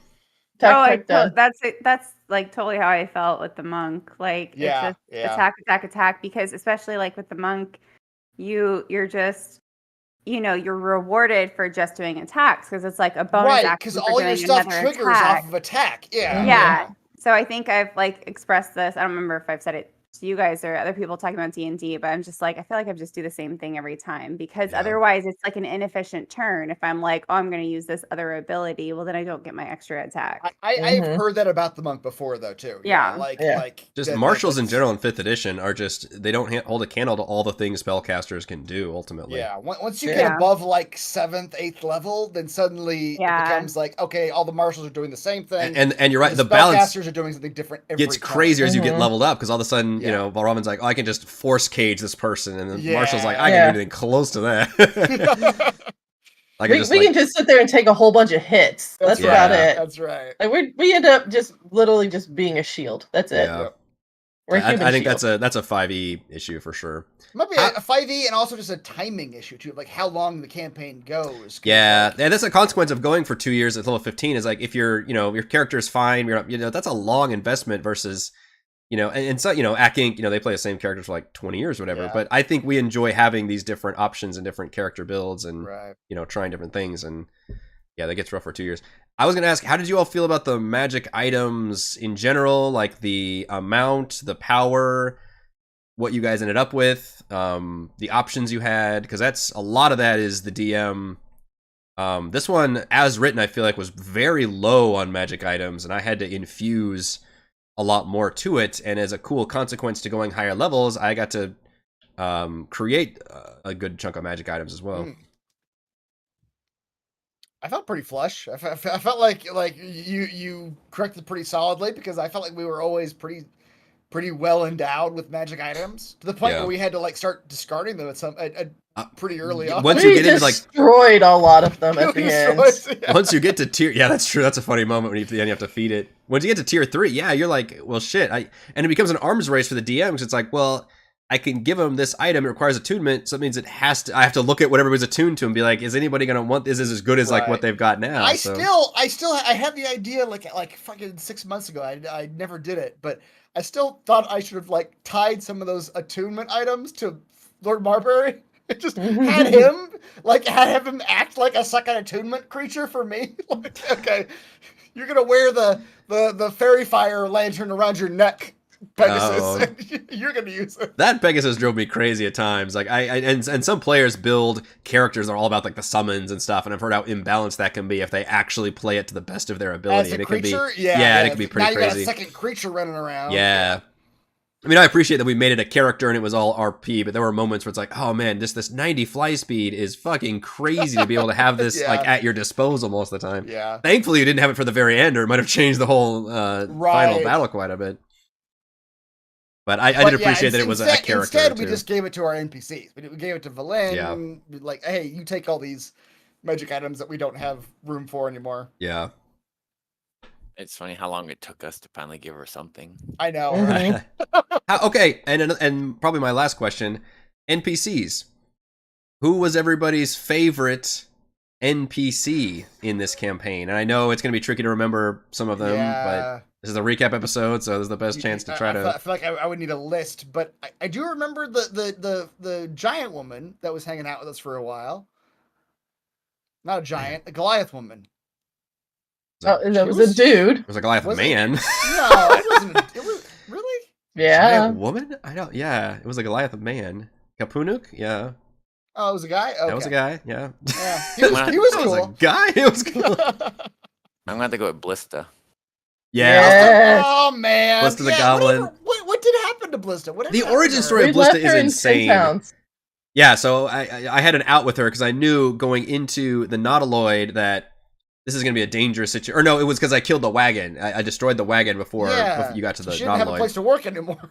Well, no, but she retired before that happened because otherwise she Oh, would have gotten okay. fucking murderized. And I was like, right. she's going to suggest, hey, this is starting to get like higher level and dangerous. What if I stayed in town and basically sold Genocider and Bryn Shannon? That, yeah, part of the epilogue is that she opens up a whole franchise. She's in what Bryn brings us Shander. all back together. There you 3 go. years It's after the campaign. yes after the Because we yeah. all know her. We all know where she's It's at. the shawarma and- scene, but everybody is drinking Genocider at Blista's new right. At Blistas. at Blista's. She was great. She was really great. That's so insane. Like, you have all these NPCs the DM creates, and all of a sudden I had this one moment where I was like, all right, in order to bring the characters to Korkaloke, I'm just going to have a goblin. I think this actually might be in the book where the goblin messenger comes and says, hey, you need to, the people of the goblin village are wanting to right. parlay and have somebody, when it's just all a trick because he wants to just get out. And then I just had it be like they were kind of mean to the goblin, and everybody like, well, fuck you. Why are you mean to this goblin? What's your name, goblin? And the DM's like, Ballista. And you're like, I love you, Ballista. You're gonna be my favorite NPC. And I was like, what is happening right now? This is you're a gonna stupid live with us. bullshit. You're gonna live with Like, us and this cook our was food. never meant to be any kind of character. So I just invent this and you're like, yeah, you're gonna tend to our wagon and drive it around. I'm like, okay, sure. Yep. And it just became this fucking NPC. Yep. Yeah, Sure, that had the I changed my wildest answer. origin. Blista was the best. Blista The was wildest origin story because it was not in any way planned to be an NPC and just became it, which is probably how the best NPCs happen for sure. great. Yeah. It's supposed to be a nameless goblin emissary that Nameless comes guy. and says some words and leaves. And it's like, What's no, funny is I feel you're like not going anywhere. we've saddled funny goblin characters in both of our campaigns before, and yet Ballista has been for some reason the most memorable and beloved. Yeah. Oh, chats. Demnix, you're 100% right. If we're voting for the least favorite NPC, I am right there with you. That fucking fox with the Boston accent. Oh my god! Ugh. Never let this go. I don't What know about why. the dude that was the used car salesman, the Zentarum guy who was like the mayor? He was an asshole, but he was an asshole that like we enjoyed like hating. Okay, I enjoyed that fucking character. fox was like Nails out on a of our faces. chalkboard. Get out of Yeah, our faces, man. that's funny. That was also just a random, like, supposed to be a one-off, like, I don't know, funny thing that had. Yeah, there's a lot of weird talking animal stuff in Icewind Dale, Yeah. and they go overboard with that, and I use that very sparingly, to be like the voice of the Frostmaiden or something. But for some reason, he could just talk. Right. Yeah, Yeah. Blista and the fox. Ballista was the best. The Fox was the worst. Yeah. Yeah, well, I think Valen might have been one of the most successful ones in terms She of was. here's an NPC that is with you guys for a good chunk of this campaign, and He whom you was don't. so useless. But you didn't hate her like you did a lot of NPCs that went with you. Yeah. I Yeah. don't know if I missed something, but I just never knew when Berlin would leave us, you know? Like Okay. yeah, like when she was done with So you guys rescued Like, her. You rescued her from Sunblight. That was originally when you found her. So she was with you for the whole Charlotte Dragon thing. and then she was with you for a lot of the chapter 2. But you're right, with NPCs, I try not to, like, they're not going to go in the dungeon with you necessarily unless they're important for it. It's not good D&Ding. I feel like that's DM 101 also, is like, don't saddle a bunch of NPCs. Like, have them with you important. So when we like the Charlotte dig site, then she was important. And then that was when I took her from you. She got kidnapped. So that was a way to add stakes without, obviously kidnapping one of the player characters. And then you later rescued her from the end of chapter 5, Arl's Abodes. You were without her for quite a while. And then you met her with Nas and had her back for basically the final 2 chapters. And then she was with you as a more important NPC. But yeah, obviously at that point, she wasn't scaled up like you guys were. So she had fallen way behind in power, which is fine because I don't want to outshine you guys. But it did become almost a meme where she was like, couldn't hit anything with her little chill touch ability. And she ultimately was able to survive, only barely. And she was grateful for it. And, never betrayed you guys or anything. Just, pretty on the straight and narrow. She's just a handy or faithful, I guess, loyal person. And I enjoyed not saddling you guys. There's like 1,000 NPCs like we did with Tomb. Also, if you recall, like the first time we went to the jungle, you had like 8 people with you, and it was really crazy. And this time, it was kind of a revolving door where you had, people like the Goliath, the large woman apparently, that who you also saved from Sunblight, and he just had his own quest line. Hey, go visit me with the Goliaths, and have this whole quest chain with him. I'm trying to remember if there was any Spellix you had, which was the goblin you had with you for a while. I think kind of a jerk though, right? He was definitely a jerk, and he eventually went back to Bryn Shander, and I think he kind of turned it around and ended up helping them rebuild. He was like an engineer, right? We didn't trust him. We always tied him up to the wagon. Yeah, that's true. Yeah, we never totally fair. Him. That's totally fair. Yeah, you had a Mind Flayer at one point, one of the little gnome Ceramorphs, but he went down. We liked him a little bit, but he got killed when the... That was a funny conversation where you were trying to like talk morals with him while you were flying. Yeah, trying to convince him that eating people was bad. Yeah, and I was totally on board knowing I was about to kill him like 10 minutes later, but I was like, yeah, you're totally going to convince this guy. And then this cutscene happens and everybody dies horribly. Yep. Cool. All right, well, it is getting quite late. We have been streaming for a while. We've been doing a lot of giveaways. I appreciate everybody in the chat being so involved, but is there any final comments, criticisms, complaints, hopefully not questions you have about Rime of the Frostmaiden? It's too late for questions. It's too late for questions. I've answered all of your questions. There won't be any more questions. Mostly too late for complaints, too, let's be honest. I hope so. I actually don't want to end it on complaints. Hopefully we don't end it on any complaints. What is the rhyme? What is Rime exactly? exactly? The whole plot again. Yeah. But what was the Frostmaiden's motivation? You know what? I don't care anymore. Wait, the campaign's over? It is over. Are we not done? It is finally over. And I have not announced what I'm doing next. I will say that we're moving. That's what we're doing. Well, we're moving. Do you know what you're doing next? I don't think. Right. We're thankfully we timed it to where another big life event happening at the end of a campaign. Bare minimum, we're taking the next 2 weeks off, maybe 3. We'll just determine that. But honestly, my life's just completely upside down right now in general. But really, over the summer, we're looking at just maybe filling it up with shorter stuff, like some one-shot type stuff, or kind of what Heather did with like Forge of Fury, where maybe like some 3 or 4 session things. If I have time, I'm going to try to look into maybe even experimenting with different rule sets. Maybe we can run a little Pathfinder or Starfinder or Alien RPG or some stuff that's on Roll20. That'd be cool. Using like beginner box type stuff that, hopefully we can do that. Maybe include some patrons with that. And then I'm not planning on starting my next campaign probably until after our August vacation. So we're looking at really taking the summer off until starting the next big campaign. So I'm contemplating running Tomb of Horrors for a while. Yes, for a fun tease. Heather has been salivating at running the original. Well, I say original. They updated it for 5e. Was it Tales from the Yawning Portal, I think? Mm-hmm. Converted it to 5th edition. Tomb of Horrors. So there's so much content out there, which is awesome. And a lot of it's in Roll20, which is very easy for us. We've already know all that system and stuff. So stay tuned for all those announcements. Use the Discord server. I'll still be doing, my reviews and things. Obviously no crafting streams, although once I announce my, campaign, I'll do some pre-crafting streams like I did with Rime. And then obviously still running the Patreon D&D game. If you haven't been watching those videos, we're running Empire of the Ghouls from Kobold Press with Platinum level patrons. It's been a really fun campaign. We just wrapped up Chapter 2 in our session that we did yesterday. now is a great time to catch up on that campaign because it has been very, very fun.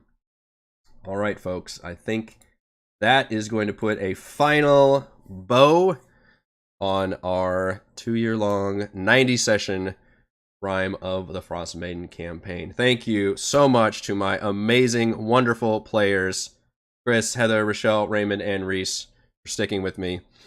Thank you, of course, to all the wonderful fans for watching, and big thank you to the patrons for helping to support the channel and all the content that I do. Shout out to Platinum patrons, Joe, Will, Thomas, Stan, Brennan, Genocider, David, Eclectic, Roleplay Roll, Christopher, Brian, William, Cora, 1337, Big Nut, John, Chris, Scott, Gene, Eric, Dan, Tyler, Nathan, Kemp, Crystal Lake Counselor, Big Shep, Andrew, and Daryl. Gold patrons, RPG Papercrafts, Pretty Boy, and Yuma, Marcus, Dead Lizard Lounge, Sam, Lippy Spuds, Jerome, Nathan, Fast Like a Tortoise, Scott, Refus, Carolyn, and William. Thank you all very much for your support. I will start messaging you if you won a giveaway. Otherwise, see you when we see you. Bye.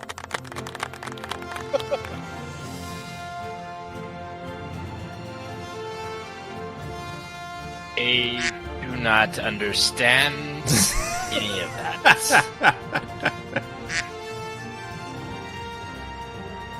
A lot of restraint. Pretty sure Eric's been drinking heavily again. I was going to say, a lot of restraint on the soundboard tonight. Yeah.